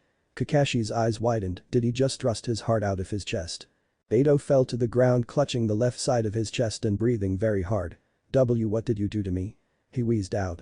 Naruto held out his hand, and a glass-like cube was in his hand with a heart on the inside. I took your heart. Naruto said as if was simple. Geto looked horrified, how? That's neither here or there. You are going to sign everything you own over to the people of the Wave Country or else. Naruto squeezed the cube, which caused Geto extreme pain as he started to yell. Okay. I will do what you say, just please stop. Geto whimpered out. Naruto nodded and knocked out Geto. He picked up a slime ball and walked over to his sensei, who was looking at him with a calculating look. Hey Kakashi. A voice rasped out, and they turned to see Zabuza with an assortment of weapons sticking out of his back and sides. See, could you take me to Haku? He asked. Kakashi nodded and picked up Zabuza and walked over to Haku's body. Zabuza said his last goodbyes and his regrets to his late apprentice and passed away as it started to snow. Naruto walked over to the Kubikura and sealed it away in a scroll. He then noticed a mass of people gathered led by none other than Inari. He was going to go greet them when he heard Sakura squeal as Sasuke woke up and Kakashi went over to see his star student. Naruto shook his head and told the villagers of his deal with Geto. Many wanted to kill him then and there but had to get their money back. Over the next couple of days, Geto had signed over everything he had to the people of the Wave or risk his heart being crushed. Afterwards, Naruto gave him his heart back, but it didn't stop the villagers from beating him to death. Sakura doted over Sasuke's burns and he was now wearing bandages over his burns. Kakashi asked how he got them and he told him that after he sent his fire jutsu, Haku used a substitution on him. Kakashi thought something was amiss but let it slide as he didn't a better explanation. Naruto had dug a grave for Haku and Zabuza. He used the executioner's blade as grave marker for them. They were currently tree hopping back to the village. Sasuke was brooding about being beaten by Haku but was happy about finally unlocking his Sharingan. Sakura was glancing at Sasuke and blushing while silently squealing. Naruto was thinking over his training. Kakashi wasn't helping him further his skills. He trained himself more than Kakashi has. He felt his basics were now up to par with the best of them. He needed to work on his stamina, so he asked the Kyuubi to help him with a workout regimen. He needed to work on his newly found techniques for his Oppope and this hockey thing his clone read about in Rayleigh's journal. He needed to learn this Black Blade style as well. He also needed to summon his familiar from the Bear Clan. He would like to get to know her. He had a lot to do. End. Chapter 6. The village hidden in the leaves, regarded as the strongest among the 5 great nations. It was a beacon of greatness and if you ask anyone in the village they would tell you that it was perfect. That, however, was a lie. There were many imperfections within the great walls that protected the village. Abuse of a young child, the corruption that was rooted within the village's council, and the red light district. Many avoided these things as much as possible for many reasons. Many council members thought they were gods walking among mortals. If you even looked at them wrong, they would have you arrested. These same people often embezzled from the funds that go to helping the red light district. People avoided that district because its reputation of being run down and its occupants' questionable career choices. They were often visited by the council members that were looking for some action, but not from their wives at homes, and if the money is good, who are the girls to reject such an offer? Many of the sick and poor lived in the red light. They simply lacked the funding to move away from the poverty or get decent medical attention. For a village that boasts the greatest medical staff, they are certainly selective of who they treat with their great medical skills. That is not the case, hence the reason Naruto is in front of a bed with a small family behind of him and an elderly man in the bed. It had been a few weeks since the Wave mission. He had constantly had clones reading up on medical books and various medical ailments, so he could help people. He had kept reading the journals he found in the vault, but had yet to put most of it in practice.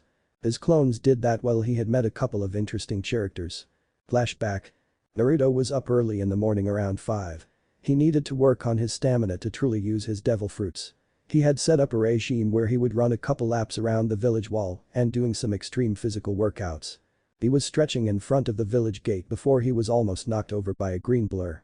He hooped back before the blur could hit him and he looked at it as it went past him. What the hell was that? He was interrupted from his musings when another smaller green blur came whizzing at him. He could actually catch a glimpse of this person and was frightened by what he saw. A young man with fair skin and large eyes. What stuck out about him was his huge eyebrows and tragic hairdo, the dreadful bowl cut. He was so distracted that he didn't move and he ran into him and they both were knocked over. They both groaned, but the boy in green hopped up enthusiastically. I am sorry. My youthfulness overcame me and I wasn't watching where I was going. Please forgive me. He declared loudly, which made Naruto wonder who was that loud this early in the morning. He held out a hand to help Naruto up. What are you doing out here? Naruto asked as he accepted the extended hand. I am doing some light training with my sensei. He said loudly again. Must be nice to actually train with your sensei. Naruto thought as he shook his head at the disappointment that was Kakashi Haddock. He looked up see the other green blur barreling towards them. It started to slow down until it came to a stop by both of the boys. Naruto's eyes widened at what he saw. It was a clone of the boy, except he was older and had a leaf down vest. They both wore green jumpsuits with their red leaf headbands around their waist like belts. They both wore orange leg warmers around their calves and ninja sandals. They looked like they could be father and son. Lee, my youthful student, why did you stop running? The man said louder than the boy. Sensei. I ran into this young man here and I had to apologize for my mistake. The now named guy looked over and saw the blonde container. Naruto expected a glare or some harsh words, but was surprised when he saw the man smile. It was so bright it almost blinded him. Yosh. Another young ninja flourishing with the power of youth. Hello, I am the green beast of Konoha, Mido guy. He introduced himself with the nice guy pose. Yosh, I am one of his student Rock Lee. He finished with the exact same pose. Naruto's sweat dropped, so Lee told me you guys are training. What are you training for exactly? The upcoming chunin exams. We have to be in top shape if we want to be promoted. Yes. I believe that you, Niji, and Tenten can do it. You are my youthful students after all. Sensei. Lee. Sensei. Lee. Naruto watched their strange interaction and regretted it as he saw the most horrific thing in his short life. The sunset on a beach man hugged Jinjutsu. He tried to break the Jinjutsu, but he couldn't and looking away didn't help as he couldn't. This was torture to the highest degree. Soon, they stopped hugging and turned towards Naruto. He was knocked out of his stupor when he felt someone slap his back. What? I ask you what were you doing this early? Guy said. Oh, I wanted to train my strength and stamina, so I was going to run around the village wall a couple times. I went silent then suddenly started to shake. Naruto thought he had said something wrong, but was caught off guard when Guy yelled, Yosh. We have found someone who rivals your flames of youth, Lee. Yosh. You shall be my eternal rival. I will prove my flames of youth are stronger than yours. If I cannot do it then I will do 500 laps around the village. If I cannot do that then I will do 5,000 push-ups with a boulder on my back. If I circa. Can I train with you guys? Naruto asked cutting off the energetic Lee. Guy quirked his bushy brow. Why would you want to train with us? Don't you have team training? Naruto scoffed and crossed his arms, if you can even call it that. Kakashi leaves Sakura and I to do team building exercises and goes train Sasuke one-on-one. He's always late and sometimes doesn't even come to our training. I frowned, how unyouthful of my eternal rival. He looked back to Naruto, I'm sorry, but I can't train you in any of my fighting styles, but I could allow you to train with me and Lee for our warm-ups. Naruto looked disappointed but perked up at the end of it, so what does your warm-ups entail? Could you help me with ninjutsu? I'm sorry but I can't even teach you ninjutsu. I was lackluster in the academy with it and focused on taijutsu. While I can perform some and have knowledge on a few, it is not my forte. It's more Kakashi's thing. As for warm-ups, we do 20 laps around the village then 400 push-ups and sit-ups. After that it is. He stopped listening as he thought, these guys are insane. This is just a warm-up. Well it would get my stamina to where I needed it and beyond actually. I will join you. Naruto said breaking Guy from him long list of exercises. Yosh. We will continue with the laps and we will get you some weights tomorrow from my other youthful student, Tenten. Guy yelled out with flames in his eyes with Lee doing the same thing. They both ran off as green blurs again, what have I gotten myself into? And they were wearing weights. Flashback end. Naruto smiled at the thought and the family before him. The father was sick, but they didn't know to what extent. He had found their son walking around frantically for help crying about his father being very sick. Naruto couldn't help see a young child in need and decided to follow. He kept his guard up because you can never know when someone is going to attack in the red light district. He didn't blame them though, people have to survive some way. He looked over the father who was coughing small amounts of blood into a tissue and looked like unnaturally thin for a man his size. "What are his symptoms, ma'am?" he asked the wife. "He keeps coughing up blood and he dropped a lot of weight recently. He also breathed hard when he is laying there even when his last cough was hours ago. He also clutches at the right side of his chest as if he was in pain," she said as she wiped the sweat from the man's brow as he looked toward her thankfully. Naruto mulled over the information in his head. This could be a number of things, but if he's clutching the right side of his chest and he's coughing up blood, I would assume that there is something wrong with his lung. "Are you a medic, Nin? Can you help him, please?" the woman all but begged. Naruto nodded and the iris of his eyes went from blue to a bright glowing white. "Scan," he muttered. His vision changed from seeing colors and everyone's features to black and white and seeing the insides of everything. He could see beyond the walls and into the man's body now. "I wonder why Law didn't do this. He said he always did it with his sword. Maybe because he didn't think of it, I doubt he had Dojutsu to model after." He then felt an intense burning in his eyes that made him want to shout out, but he couldn't unless he scared the family. Ah. What the hell? Maybe this is why he didn't use scan through his eyes. Ignoring the pain for now, Naruto looked over the man's chest cavity and immediately saw what he was looking for. Inside the man's right lung was a group of tumors. He frowned at this information, they appeared to not far along, but it definitely needed to be treated right away. From what he read, cancerous tumors can have some cells break off and enter the blood and spread throughout the body. This man has been having these pains for a week, so he'd have to check again in another week. "Okay. I've figured out what the problem is. Your husband is lung cancer," Naruto said and the woman gasped and she looked to her husband in worry. "See, can you do something to help him?" Naruto nodded and held his hand out. "Room." A circle of glowing faintly blue appeared around the bed and he unsealed a set of medical supplies he liberated from a medical storage room. He picked up a scalpel and was about to make an incision, but stopped when the wife asked him, "Don't you need to put him to sleep first?" Naruto shook his head, "There's no need." He pointed to the blue circle. "Everything within that circle, I can cut without it feeling any pain. See, watch." Naruto then cut himself and didn't flinch, but the woman didn't seem convinced. He sighed and cut her the tip of her finger off. She gasped as her finger was lobbed off, but she didn't feel anything and he didn't move from his spot. "See? You didn't feel a thing. You can reattach your finger by sticking the two pieces back together." She did just that as he started to operate on the man and she was amazed at how easy it was to fix her hand. There was no blood or need for surgical reattachment. She looked to Naruto with an expression of awe. Naruto was finishing up the surgery, it was harder than he expected. He had taken out the lung much to the woman's shock, but he ignored it as he removed the tumors. He placed the tumors into a small trash bag and tied it up tight. He then placed the lung back into the man and sealed him up nice and tight. The man, while not looking immediately better, gained more color and stopped his immense coughing fit. The wife hugged him while a few tears leaked out and she thanked him profusely. Naruto waved her off and told her it was nothing and that if they needed help again to get him as he was just a short walk away. Naruto walked out of the house after letting their son join them in the bedroom. He smiled sadly for two reasons. One, because he never had a family, yet nice yet sad to see one happy together. And the other reason was because the family was in such a terrible neighborhood. Not that the people around here weren't nice, but it just looked so bad and wasn't a place for a small child. He looked up to see it was a little after noon, probably about 1 o'clock. He decided to go shopping for some supplies while he is out. Break. Tenten was bored sitting at the shop, the Dragon Armory. It was dreadfully slow business today and she desperately wanted to close up shop and train or do anything else, but she couldn't unless she wanted to be fired. She was thinking about who her new training partner was going to be. Guy-sensei said he had a weapon user and budding Fuinjutsu enthusiast for her to train with. She was excited because there was another ninja out there like her. Hopefully, they'll be cool and suave unlike her sensei and his clone, and more talkative and outgoing than Niji. She looked up boredly when she heard the bell ring through the shop. A figure came in dressed in orange-trimmed black hoodie. He had sunny spiky blonde hair and 3 whisker marks on each cheek. What drew her attention though was the sword at his hip, it looked like a masterpiece. She drooled mentally at the sight. "Welcome to Dragon Armory. How may I service you today?" Tenten said, not taking her eyes off of his sword. "Hello. I'm looking for something to help with sword maintenance and some ink and scrolls of varying sizes," the boy asked in a polite tone. Tenten raised her eyebrow at his request. "Sure. How many scrolls of each sizes?" she asked as she went to the cabinet under the counter. "I would like 10 small scrolls, 5 medium scrolls and 1 large scroll." She hummed in confirmation and looked through the cabinet while waving some dust out of the way. "So you study sealing?"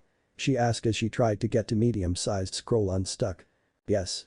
I recently found I was kind of good at it, so I wanted to expand my knowledge." he said. That's pretty cool. I wanted to be a medic nin like Tsunade Sanin, but I wasn't too good at it, but I found out I was pretty good at sealing, well the basics anyway, so I created my own fighting style with it. She said as she set the last scroll on the counter with some ink. That's impressive. Maybe I'll be able to see it in action one day. Naruto said as he sealed the smaller scrolls and ink into the larger one and strapped that one to his back. He took out his Gama-chan and took out the appropriate amount of money. Tenten raised her eyebrow yet again, didn't you say you wanted sword maintenance stuff? Yes, but then I realized something. You could place a seal on the sheath to maintain the sword or even place seal on the sword itself. He explained but was surprised when she was in his face almost instantly. Wow, is that really possible? I would have never thought of that. Can I see you sword? She asked out of the blue. Naruto looked at her bewildered but nodded slowly, sure. He barely got the words out before his sword was in her hands. She was examining with eyes of a hawk, she checked everything on it twice. How much do you want for it? She asked with a serious face. Naruto was flabbergasted, what? It's not for sale. He said as he snatched the sword back. She pouted, moo. It's such a masterpiece. Do you even know how to use such a work of art? She said hotly. Yes, I do in fact. He yelled back. While not entirely true, he had his clones read the book by Mihik back and forth countless times. He even had them go through some of the motions so he could have some experience in using the sword techniques. Tenten smirked, oh yeah? Prove it. She said as she walked to the back room. Naruto followed her and when he entered he saw a small training area. Why they had this in the back of a store? He didn't know how if he had to guess, it was probably for trying out new kunai or shuriken. She pointed to a dummy at the end of the room, show me what you got. She said as she crossed her arms. Naruto sighed as he drew his blade. What happened next had Tenten's jaw on the ground in shock. The way Naruto moved around the dummy with such precision was astounding. Sure, he was a little rough here and there, but it was very good for a beginner. He stopped and walked back over to Tenten and slowly sheathed his katana. How was that? He asked. Tenten had stars in her eyes, that was amazing. She exclaimed out. He simply smiled and nodded. Well this was fun and I have to get to training so I'll see you around. Thanks for the service. He said as he began to walk out of the back room. Oh and sorry for the dummy. Tenten looked at the door with confusion, what did he mean? She stopped when she heard splintering wood. She turned her head towards the dummy and saw as lines slowly appeared on the dummy's appendages. The dummy fell apart completely into multiple pieces. Boy, what are these? She heard from the other room. Forgetting the scene in front of her for the moment, she went to go see what he was talking about. He was pointing to a stack of small slips of paper on the counter by the register. Those are chakra paper. It shows you your nature affinity. She saw his eye gain a glint in them, how does it work? You take the paper and channel chakra into it. If it crumples that is lightning, if it cuts that is wind, if it crumbles to dust then it is earth, if it gets soggy that is water, and if it turns to ash that is fire. She explained as she picked up a slip and channeled chakra into it and it crumbled to dust. See? I have an earth affinity. Naruto absorbed the information, I see. How much for one? He asked. 40 ryo. She said and she accepted the money as Naruto took a slip of paper. Naruto channeled chakra into the paper and something peculiar happened. The paper cut down the middle, but the two halves then did something as well. The right side crumbled into a fine dust and the left side crumpled a bit. Whoa, 3 affinities. Sensei told me that those are rare. Congrats. Tenten said with a smile. He looked dumbfounded but smiled back, thanks. Well I really need to go now. See ya. He said as he ran out of the weapons shop. What a strange guy. He's gonna be strong if he keeps up that sword training. She said as she went back to thinking about what he did to the dummy. But Naruto. Hey, do you know why I have 3 affinities? He mentally asked the beast sealed inside of him as he walked down the street.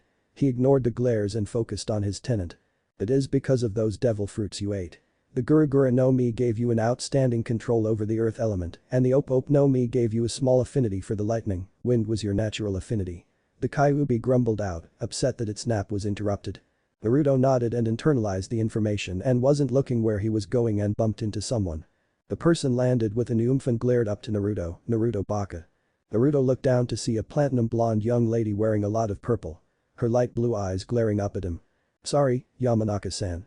I wasn't looking where I was going. He said as he reached his hand down to help her up. She huffed but accepted the hand anyway. She looked him over once, what's up with you? You don't call anyone by their last name and certainly use formalities. She said. Naruto blinked, how would you know?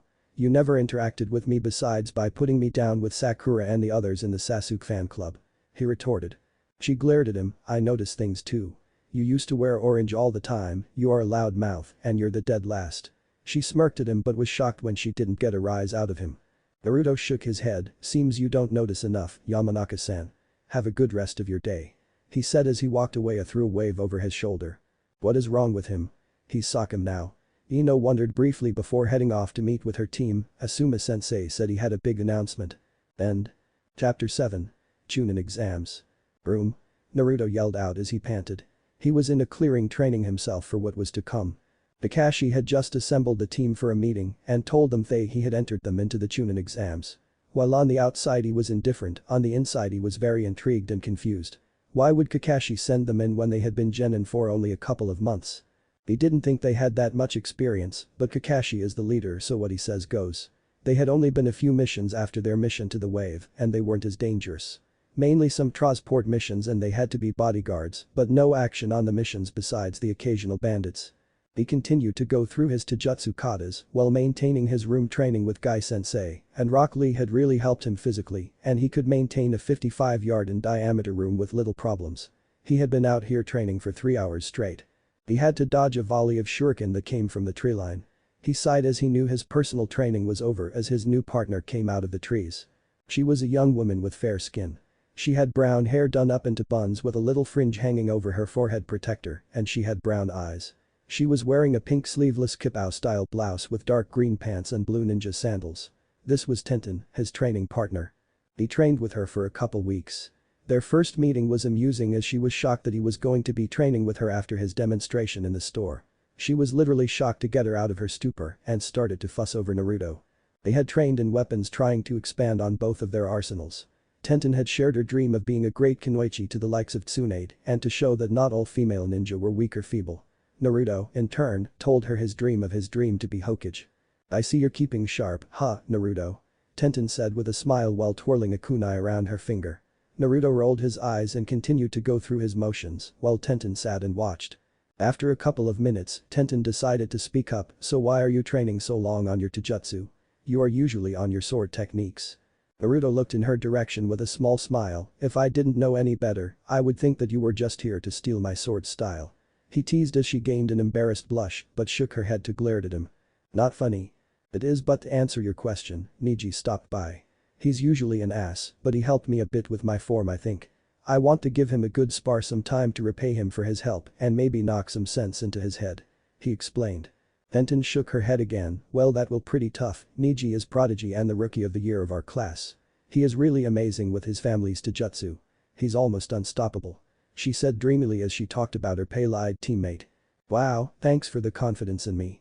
Naruto deadpanned before he walked over to a tree and picked up his sword. But every shinobi has their weakness, are you sure you aren't fangirling over your crush? Naruto finished with a smirk and he felt the temperature drop a few degrees and it seemed as if the weather and suddenly changed as dark storm clouds gathered above them. What did you say? You dare compare me to those damn excuses of kunoichi? She yelled out as she charged at him with her kunai now in a reverse grip.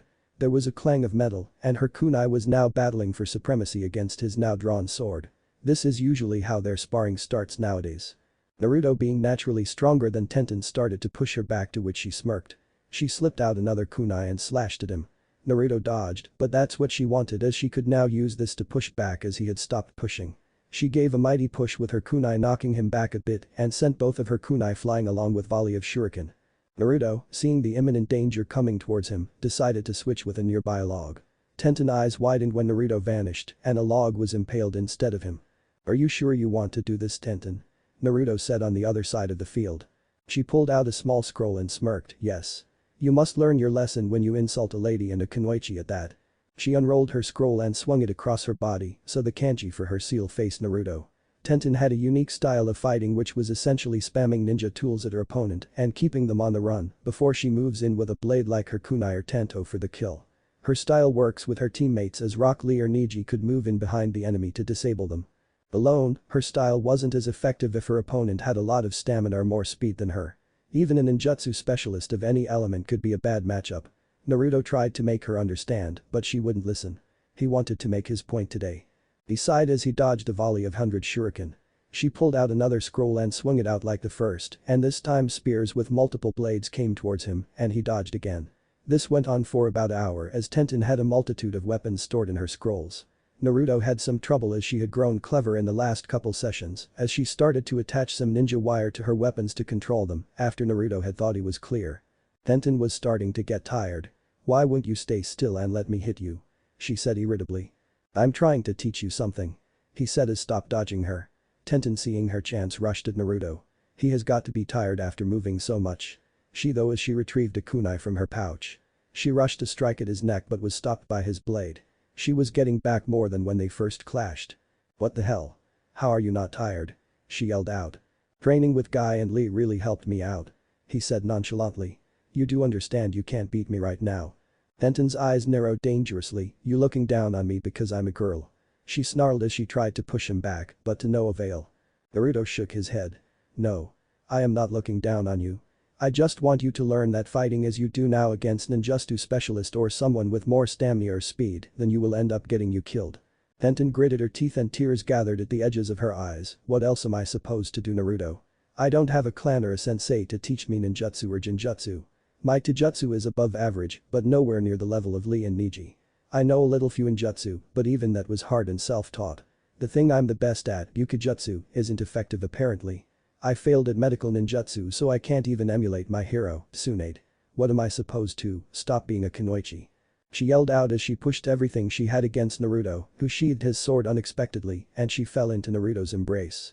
"I never meant to offend you, Tenten." He started softly. "I just don't want you to fall in battle because you weren't as effective as you could have been. If you want to learn some ninjutsu, I will help you. I can even help you further your ceiling prowess too. And who says you can't become like Tsunade? Just because you failed once does not mean you should stop trying. Do you think Tsunade became a great medic overnight?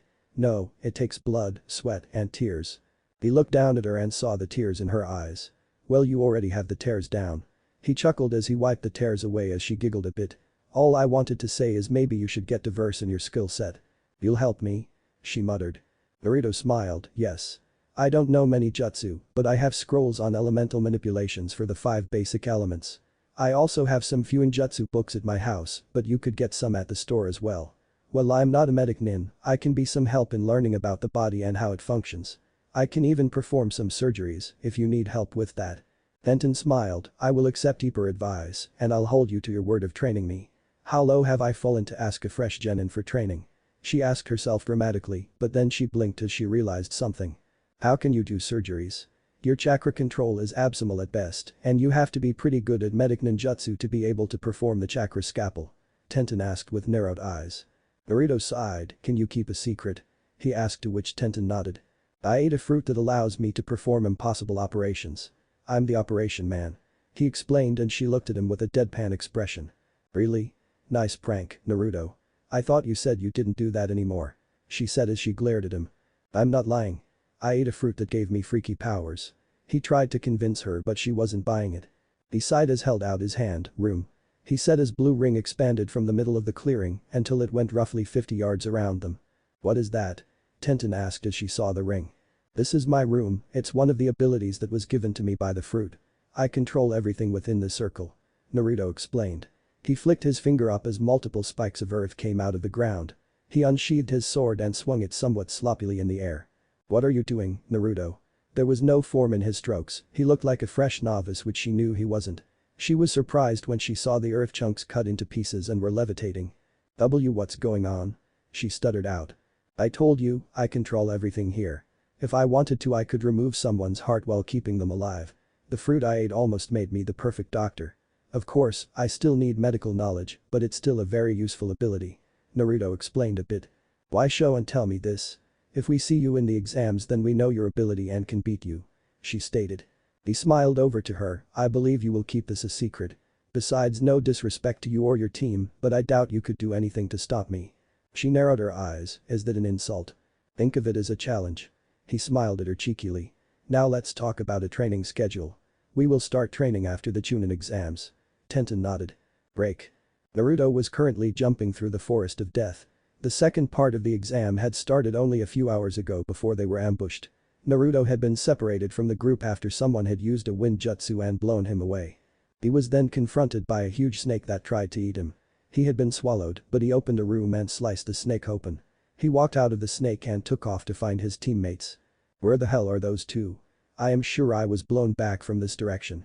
Naruto mumbled to himself. He stopped when he sensed a very large chakra, too large to be any genin's. He took off with double the speed towards the chakra, but as he got closer and closer, an ominous feeling kept creeping over him. This is just like at the bridge with Zabuza. He quickly shrugged off the feeling as he landed on a branch above a clearing where he saw his teammates facing off a single grass nin. That guy isn't normal. He has way too much chakra for a regular genin and it feels so dark and twisted. Naruto assessed in his head while not revealing himself yet. Fukuku, such fear in your eyes, Sasuke-kun. Where is that Uchiha power? The mystery genin chuckled darkly. Sasuke gritted his teeth at the shot to his Uchiha pride. He wanted to retort, but even his Sharingan couldn't keep up with this guy. I am outmatched, but if I give him the scroll, I can live and get stronger and beat this clown and Itachi. He pulled out their scroll and held it in front of him. If I give you this scroll you leave us be. He said as he tossed the scroll over to the nin. What an idiot. He didn't even guarantee their safety. Naruto thought as he saw the genin catch the scroll and slowly burn it with a fire manipulation and rushes towards Sasuke and engages him into jutsu. Might as well reveal myself before this idiot gets himself killed. He said as he jumped down from the tree branch and lands whilst catching Sasuke from impacting against a tree. Sasuke looks at his savior and saw Naruto Uzumaki, the dead last, saving him. The dobe saving me and Uchiha. His mind just couldn't process the information. Looks like you could use some help. Naruto said as he put the Uchiha down and stared at the ninja across from them as Sakura ran over to check on her Sasuke-kun. Naruto, that is no genin. His chakra is too high for that. It is almost cage level. Be careful. His tenant warned. DCH. Whatever. I didn't need any help, dope. Sasuke said as he shrugged off the doting Sakura and stood up. The genin just smirked. I thought that my summon would have killed you or at least kept you busy while I tested out Sasuke-kun for a while more. Yeah, that overgrown worm wasn't much of a problem. However, you are a different story. Your chakra is too large to be a genin, so who are you really? Naruto asked. Fukuku, should you really be one to talk? With your burden and those Uzumaki genes and your reserves are almost as high as seasoned jounin. He said slyly as Naruto's eyes narrowed. But your deduction skills impress me, especially for the class dead last. Who knew you were a censor? Cuckoo.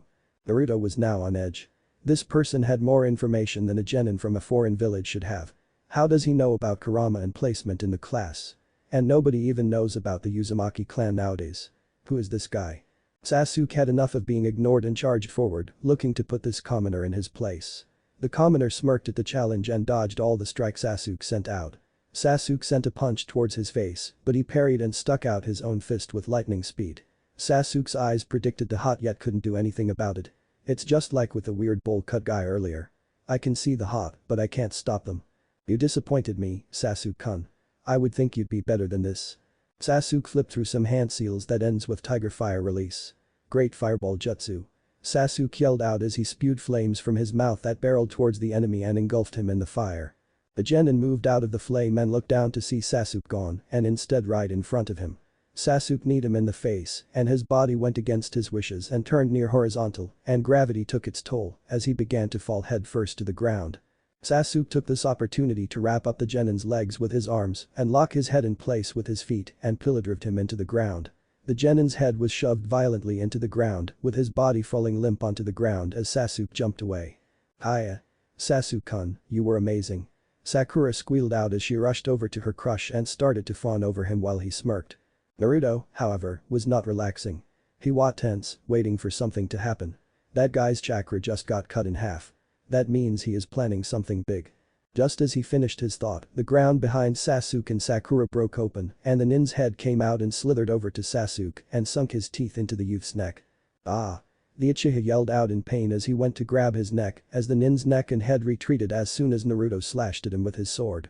What did you do to him?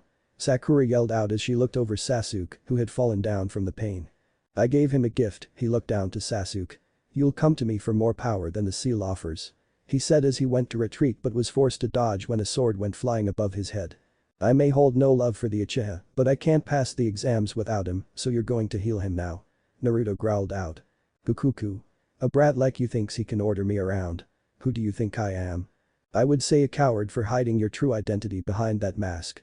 I don't like you, but for appearances I will give you my name. You know me as Orochimaru of the Sannin. he said as he ripped the right side of his face to show a sickly pale gray complexion with a yellow eye and purple eye makeup. Naruto's eyes widened at the name. Orochimaru chuckled as he dashed off into the forest. Sasuke grunted in pain one last time as he collapsed into unconsciousness, making Sakura cry out for his safety. Naruto sighed as he felt a headache coming on. He went behind Sakura and chopped her neck to send her to sleep. He looked around for some kind of shelter, anything he made would have stuck out like a sore thumb. He saw a tree that looked to be hollowed out. He created a shadow clone and picked up his teammates to take shelter in the hollow tree base. He created a clone and hinged it into a rock to keep watch while he went to get some water. Sasuke suddenly got a fever. When Naruto went to look at the bite, he didn't expect to a seal consisting of 3 tomos. He figured that was the cause of the fever. Naruto took to the trees, trying to find a river or water source. He heard a scream and rolled his eyes as he went towards the sound. Curse the hero within him. He landed on a tree branch to see a red-eyed girl with glasses getting attacked by a huge bear. He leapt down as the bear went to bite at her. She moved out of the way and ran but tripped over a branch and fell as her glasses came off her face. She waited for her life to be over and to claw her teeth to pierce her skin, but was surprised when nothing came. She looked and saw a figure on top of the bear. He was bit blurry and then she remembered her glasses fell off her face. She reached over and put her glasses onto her face and her vision started to clear up. She saw a young blonde with a black hoodie with orange trim on top of the bear. She looked down to the bear and saw that it was much calmer than before and looked tamed. So you got an earth scroll too. The boy stated as he looked at what the girl was clutching in her hands. You should probably get out of the forest before something else comes along. If I recall right, you can't finish this test without your teammates. He said as he took off to leave. Wait. She called out as Naruto stopped and looked back to her. What's your name? She asked with a blush. My name is Naruto Uzumaki. He answered with a small smile. A look of shock appeared on her face, Uzumaki. But mama said they were all wiped out and he doesn't have red hair. She noticed Naruto looking at her expectantly. I'm sorry. What did you say? I asked your name. Oh, Karen Uzumaki. She noticed Naruto's eyes widen a bit. You're from the Uzumaki clan? He asked. Karen nodded. Have you been to the land of whirlpools? She shook her head. You should go sometime. It has a lot of our clan's history there. He suggested as he started to walk off. Land of whirlpools, huh? She thought as she watched him walk away. Naruto had finally found a river and took out a canteen of water and filled it all the way up. He put it into a scroll and sealed it. He flipped through some hand seals and slammed his hand onto the ground. There was a plume of smoke and out came Jan with a vest that said Kuma on the back and a necklace with a charm that looked like a hammer with a lightning bolt behind it. Hey Naruto. You summoned me twice in a row without food. Jan shouted out. I'm sorry Jan. I needed you to talk to that bear so I wouldn't have to attack it. I summoned you now so we could catch some fish together. He said as he pointed to the river. Jan's eyes grew wide before she bounded over to the river and started to bite at the fish that jumped above the water. He smiled at the young cub and went over next to her and started to grab at the fish. That was a mistake as the fish were too slippery and wriggled from his grasp. Jan laughed. No, you need stab them with your teeth or claws. Well sorry. I don't have claws or sharp teeth so I'll use my kunai, okay? He asked as she nodded and went back to fishing happily. Naruto threw his kunai to impale any fish jumping out of the water and pinned them to the trees or the ground. He collected 10 of the fishes and gave 4 of them to Jan, who caught 3 by herself. Thanks Naruto. These are delicious. No problem Jan. Anything for my partner. He said as he used a small fire jutsu to cook one of his fish but had to avoid a flurry of swipes from the young cub. What the heck Jan? Naruto exclaimed as he held the struggling cub at arm's reach. You don't cook it, you just eat it raw. It's better that way. Jan exclaimed as she kept trying to paw at Naruto's face. Dan, I can't eat it raw like you so stop trying to claw my face off. He said as he kept dodging her paws. She stopped in favor of pouting. HMPH. Fine but don't go cooking my fish, Naruto. She said as she turned her head and huffed. Naruto sighed and smiled. Fine. I won't cook your fish Jan. He said but he stopped and looked into the forest. Jan tilted her head. What's wrong, Naruto? Someone just walked onto my team's location. Apparently, Sakura woke up and tried to protect Sasuke, but 3 on 1 aren't great odds. Well go help her. Jan yelled out as she and her fish disappeared a plume of smoke. Naruto stood there weighing the pros and cons of saving his teammates and ultimately came to the choice of saving them as he needed to pass this stage of the exams. He took off towards the clearing. End. Chapter 8. Naruto was hopping briskly among the trees. He was just minutes from the clearing, but he felt more chakra signatures than his clone saw. Who else is there? I can feel Tenten so I assume her team is there, but who are the other 6? he asked himself. Naruto landed on a tree branch above the clearing to see 3 sound shinobi, Team 8, Team 9 and Team 10, and a beat-up Sakura and Rock Lee. Does it really take all these guys to take down 3 genin? He thought with a deadpan. He held out his left hand, room. He muttered as a blue circle surrounded the clearing without anyone's notice. He jumped down in between the sound shinobi and his comrades. Ugh. They keep appearing like cockroaches. One of the boys said. The whole sound group were dressed with some purple camo somewhere on their person. You attacked my teammates. Please surrender and leave.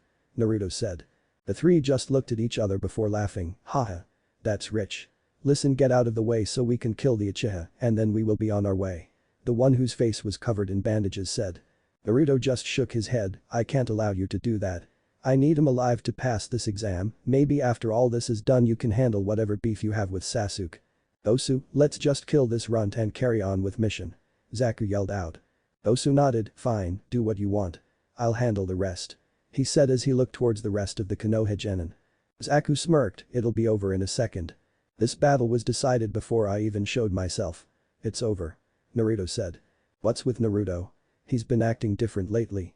Shikamaru thought to himself as he eyed the blonde. You could both take me on and you would still fall to my blade. Naruto continued. That arrogance. I am unbeatable. Zaku exclaimed as he thrusts his arms in front of him with palms facing Naruto. Decapitating airwaves. An invisible force made its way over to Naruto. He dodged out of the way and was going to land. Ha, I got you now. Zaku yelled out as he aimed at Naruto and sent another blast at where he was going to land. Naruto. Tenten yelled out as she saw him take the hit, or so she thought. When the smoke cleared, they expected to see unconscious Naruto, but instead they saw the knocked out Kin with her clothes in tatters from the blast. What the hell, I thought leaf shinobi weren't ruthless. To replace yourself with an unconscious enemy is pretty low. Dosu called out. We are shinobi. We do what we can to get ahead. There is no honor among thieves. Naruto said from Kin's former position. He looked over to Zaku, your jutsu named decapitating airwaves was it? He asked. Yeah, what of it? Zaku asked. It is not a fitting name. There's no decapitation involved from what I saw. Let me show you a decapitation. He said as he drew his blade. Naruto swung his blade in a horizontal arc at Zaku's direction. Many were shocked at how he said he would cut someone's head off with such nonchalance. There was no immediate effect and many thought he had failed, but that changed when Zaku's head started to float as he was laughing. What was that about decapitating me? He laughed out, obviously to his head not being attached to his body anymore. See Zaku? Dosu stuttered out. The boy in question craned his neck as he heard his name called. Well, he tried to but noticed the ground was slightly farther than normal and he didn't feel the pull of muscles in his neck. He looked down and screamed, ah! What the hell happened to me? There's no reason to tell you so let's get this over with. Naruto said as he saw the mummy man throw an explosive kunai at him. He also noticed none of the leaf shinobi made a move to attack Dosu. Probably because it's not their fight. I wouldn't help either, we are technically enemies at the moment. Shambles. He muttered as the speeding kunai was replaced by Zaku's dismembered head. What the hell? Zaku yelled out, not expecting the transportation. There was an explosion and they turned to where Zaku's body was and saw it was scorched. Ah. That shit burns. What the fuck, Dosu? Zaku yelled out. How did you do that? Dosu yelled out. It matters not. Surrender or else this guy gets it. He said as he unceremoniously dropped Zaku's head and hovered his sword tip above him. Dosu was in a tight spot. He could try his luck and fight, but with his teammates incapacitated he doubted, even if he were to defeat the blonde, he could beat the Uchiha. Lord Orochimaru must have seen him as a threat to want him dead so he had to be strong, but why not this blonde? Dosu slowly nodded his head and placed down his scroll from his kunai pouch and placed it on the ground. Alright, I'll go, just let me and my teammates leave. Naruto nodded and sheathed his sword. He then kicked Zaku's head over to the retreating nin. Back. You bastard. Zaku yelled out. That shit gave him the worst headache. Dosu gathered his teammate's head and connected to his body, hoping that it would be put back into place. His hopes were answered as his head reattached without a problem. Can you walk, Zaku? I got hit with an explosion, what do you think? Dosu sighed, this is going to be a pain. He groaned as he hefted his teammate onto his shoulder and walked over to Kin and put her on his back and buckled under the extra weight. He glanced back over the Uchiha and then to the blonde. He then turned around and took off into the trees. Naruto turned to address the rest of the leaf nin, but was forced to stop as a dark oppressive force bared down on everyone.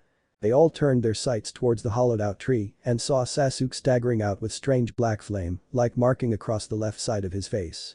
Purple chakra swirled him, making it look even more haunting than it already was. Sasuke looked down at his hands and clenched them into a fist, then smirked, yes, with this power I'll be able to kill him. He looked around the clearing to see his fellow leaf nin, but his eyes lingered on the battered form of Sakura. "Sakura, who did that to you?" he asked calmly. "Some sound ninja, but Naruto took care of them and they left," she stuttered out. She felt sick being affected by his dark chakra. Sasuke's eyes drifted over to Naruto, "The dope beat them." He whispered to himself. "Naruto, fight me. You'll be the perfect test to my new power." Naruto just sighed, he seemed to be doing that a lot lately. "I'm not going to fight you. We have to finish the exams. Come on, La." He didn't get the chance to finish as he had to block a fist from the Uchiha. They both jumped away from each other. Naruto looked at Sasuke with an annoyed expression, "Quit it, you team. We have work to do." He then turned towards the rest of the group, who looked shaken in fear. "Oi, what the hell is wrong with you people? Get a hold of yourselves." He kept dodging strikes from the power-crazed Uchiha. Naruto grew very irritated at the boy's attempts to fight. The white orb surrounded his hand and reared it back. "I said stop," he yelled as he swung at the black-haired boy. The initial contact made the Uchiha scoff. "I said I wanted to fight, not to slapperoo." He was cut off when heard cracking and looked down to his teammate's fist and saw that there were cracks in his body. His body was then racked with pain as he felt like his ribs were shattered. He spat out a glob of blood and was rocketed away from Naruto and the others. He came to a slow and stopped rolling, he was breathing haggardly and the seal had receded. What was that? Was the proclamation of most of the Konoha 11 besides Shino, Shikamaru and Neji. Those three were surprised, but they showed it with widening eyes, or in Shikamaru's case, a gaze towards the blonde swordsman. "Not really the time to explain my abilities to my enemies," Naruto said evenly. Hiba growled, "You bastard. We came and saved your team, sorry ass," he yelled out with Ino agreeing. "I am grateful to you guys for helping my team, but as of now we are enemies. After the chunin exams, I would be more than glad to explain what just happened," Naruto said as he walked over to the duo of Sakura and Sasuke. Sakura had ran over after getting over her initial shock, she had to check on Sasuke. All the teams had decided to leave, but Tenten decided to linger around, looking at Naruto's back. He seemed to feel her gaze and turned to face her. "We're still on for training after this, right?" Tenten asked with a smile. Naruto allowed a small smile to grace his face and nodded. "Yeah, let's make it to the next round, Tenten," he said as he turned back around and walked away. Tenten nodded with a determined look on her face and took to the trees after her team. Naruto walked over to his teammates and sighed. He really didn't want to carry them, and he wouldn't have to if that snake freak didn't ambush the team. He would bear this burden until Sasuke was well enough to help shoulder it too. Break. They had reached the tower in finally 4 days. Naruto had stopped to wait until his teammates woke up. A couple of teams tracked them down and tried to take their scroll, but were sent back by Naruto. Many to this day wondered why there were so many earthquakes in such a small period of time. The 18 genin now stood upon a balcony looking down on an arena with their sensei. In the arena stood Sasuke Uchiha and a fellow leaf genin by the name of Yoroi Akado. Upon reaching the tower they were addressed by the Hokage himself, who expressed his pleasure at seeing all of the genin who passed. It turns out that there were too many genin in fact, and the number needed to be cut down a bit. The leaf jounin, Hayato Gecko, came down and explained that they would be having preliminary matches to decide who gets to fight when the feudal lords and other VIPs came in a month for the chunin exams finals. After asking for any dropouts and receiving one from Kabuto, they got their first match and asked everyone but the fighters to leave the balcony, which led to the fight below. Now usually Sasuke could wipe the floor with just about anyone, but it was a little difficult with the seal on his neck. Kakashi had told him to not use his jutsu because it feeds off chakra and he would interfere with the match if it came down to that. "This is going to be more difficult than I thought," Sasuke thought as he looked at the person before him. He was sure that the boy was smirking under that mask. Someone looking down on him, an Uchiha. Preposterous. Naruto watched as the Uchiha rushed towards his opponent and engaged in a taijutsu bout. He knew Sasuke was limited at best with ninjutsu, but he wasn't Rookie of the Year for nothing.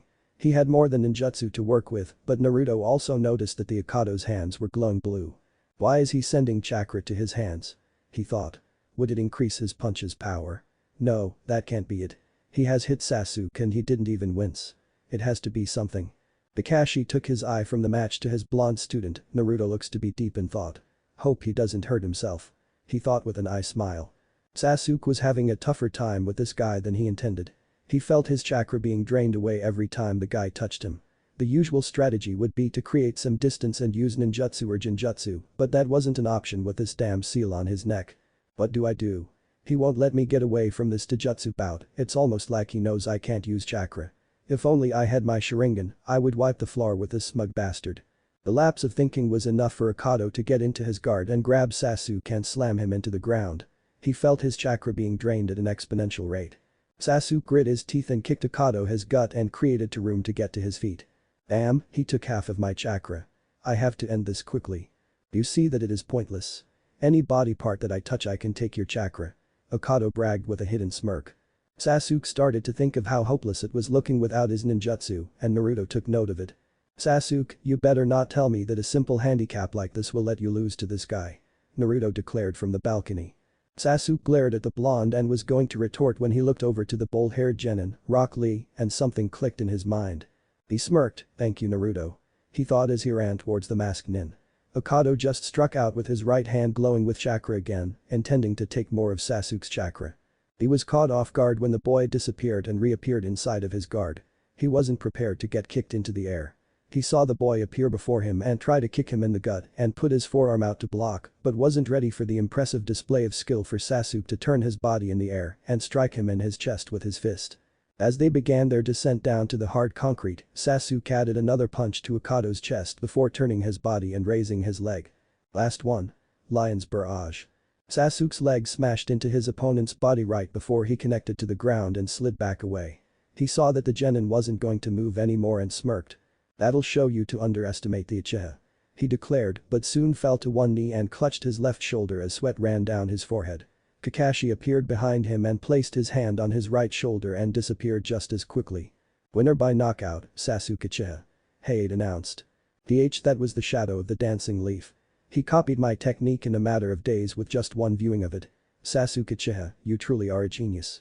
Rock Lee thought with a frown but respect for his fellow genin.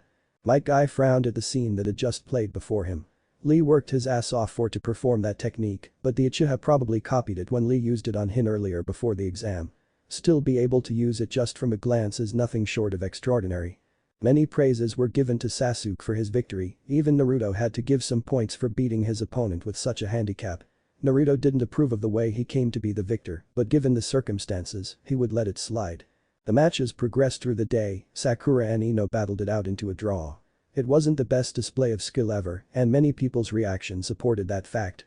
Both were knocked out cold and placed on the balcony with their team. Shikamaru had defeated the Kunoichi from the Sound Squad. She used Sound to put him under Jinjutsu, but failed to realize she was falling into Shikamaru's trap. He forced her to forfeit or become a pin cushion. Naruto, Uzumaki and Kiba and Yuzuka, please come down. Woo, we get to have some payback for what you said in the forest. Right, Akamaru. Kiba exclaimed as he jumped down from the balcony with his dog companion tucked in jacket. Naruto walked down the stairs slowly and met Kiba in the middle with the proctor standing between them. The match between Uzumaki Naruto and Kiba and Yuzuka will now begin. Hayate declared as he jumped to the sidelines. The two combatants just stood there before Kiba broke the silence between them. You know it is hopeless, Naruto. You were the dead last and you only made it this far because of Sasuke and Sakura. Just give up and go home already. You couldn't beat those three Sound Shinobi with 10-3 odds. Don't talk to me about luck, dog boy. Naruto replied. You bastard. Kiba yelled as he charged in to engage in a taijutsu bout. He went for a right downward claw swipe and Naruto ducked under his arm before he retaliated with a quick jab to the midsection. Kiba then remembered what happened to Sasuke earlier and swiftly dodged. I have to stay away or I'm going to end up like Sasuke. You are probably thinking that you have to stay away from my fist, but that doesn't really solve your problems. Naruto spoke as he drew his sword. If you can't get past my blade then you cannot win. Naruto said as he started to walk towards Kiba slowly. Kiba growled and made the ram hand seal, ninpo. Four legs technique. Kiba yelled as his chakra flared and he bent down and started to stand much like a quadruped animal. His teeth and fingernails grew longer and sharper that they looked like fangs and claws respectively. His eyes turned into animalistic slits making his already feral appearance more feral. Here I go. Kiba declared as he took off faster than before and on all fours. He leapt into the air and curled into a ball intent in hurling into Naruto. I don't really want to kill him so I can slice him with my sword. I also don't want to be put on the defensive. Naruto just placed his sword in its scabbard and placed one hand on the handle and the other on the scabbard and bent his knees. That stance, where did he learn to draw that sword for the Edo style? Hiruzen thought as he racked his mind to think of who could have taught the boy such a technique. Once Kiba got within 5 meters, Naruto made his move. Quicker than most of the genin could comprehend, Naruto was behind Kiba with his sword drawn with drops of blood dripping from the edge. He stood up straight and spun his sword whilst flicked off the blood and put his blade back in the scabbard. At the sound of his sword being returned to its rightful place, a thin spray of blood shot from Kiba's chest from a large wound that went from his right hip up to his left shoulder. He fell to his knees while holding his chest wound to attempt to stop the bleeding. How? How did the dead last get this strong so fast? Kiba growled mentally. That wood isn't enough to kill you, but it will if you don't get it treated soon. Naruto said. I'm not leaving here until you are on the ground before me. Akamaru. Kiba called to his partner. The small dog scampered over the brown-haired boy who took a small pill from his pouch and fed it to the dog. Naruto felt Akamaru's chakra jump a bit and saw that he was engulfed in a puff of smoke, and out came an exact copy of Kiba with all his injuries as well. Kiba took a smoke pellet from his pouch as well and dropped it in between Naruto and himself. A smoke cloud enveloped trio of fighters and everyone waited with bated breath. Hangover Fang. They heard Kiba declare. The spectators saw Kiba and Akamaru plow out of the smoke spinning very fast, almost like they were a drill. They moved in sync that was only possible through complete trust and many hours of practice. They weaved in and out of the smoke and many heard the grunts of what they assumed was Naruto being hit. They saw something burst from the smoke and saw that it was Kiba. You know, there are a couple things that you can't hide when you do a transformation. Especially one as poor as the one Akamaru did. Naruto said as he had the other Kiba by the hood of his jacket. You still have that gash on your chest and I could still smell the blood leaking from it. Second, Akamaru can't change his bone structure with the transformation skill he has in THST Jutsu. Naruto explained. Many gained a confused look at the supposed dead, last explaining a jutsu and his seeing the dog's bones. Kakashi's black eye narrowed at Naruto's own glowing wide eyes. What is that? Naruto doesn't have a Dojutsu. Naruto brought out his sword and held it across the throat of the Kiba he had in his hand. Surrender. Fine, I surrender. Just get that sword out of my face. It gives me a bad feeling. Kiba growled out. Naruto complied and sheathed his sword while dropping Kiba on his ass. Winner. Naruto Uzumaki. Naruto walked away while the medics rushed to check on Kiba and the gash on his chest. Naruto clutched his eyes as they throbbed in pain. At least it doesn't hurt as much as last time.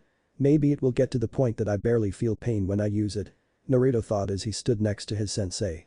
That was an impressive win, Naruto. Good job. Kakashi commented while glancing at the blonde from his usual orange book. Thanks. Naruto said while looking at the board. The next names called were Temari of the Sand and Tenten of the Leaf. Can I ask about your eyes at the end of the match? What about them? Naruto responded without missing a beat. You don't have a Dojutsu, but your eyes were glowing a bright white. Care to explain? I don't know what you mean, sensei. My eyes felt normal the whole match. Kakashi just met in thought and let the topic drop, no need in pushing it.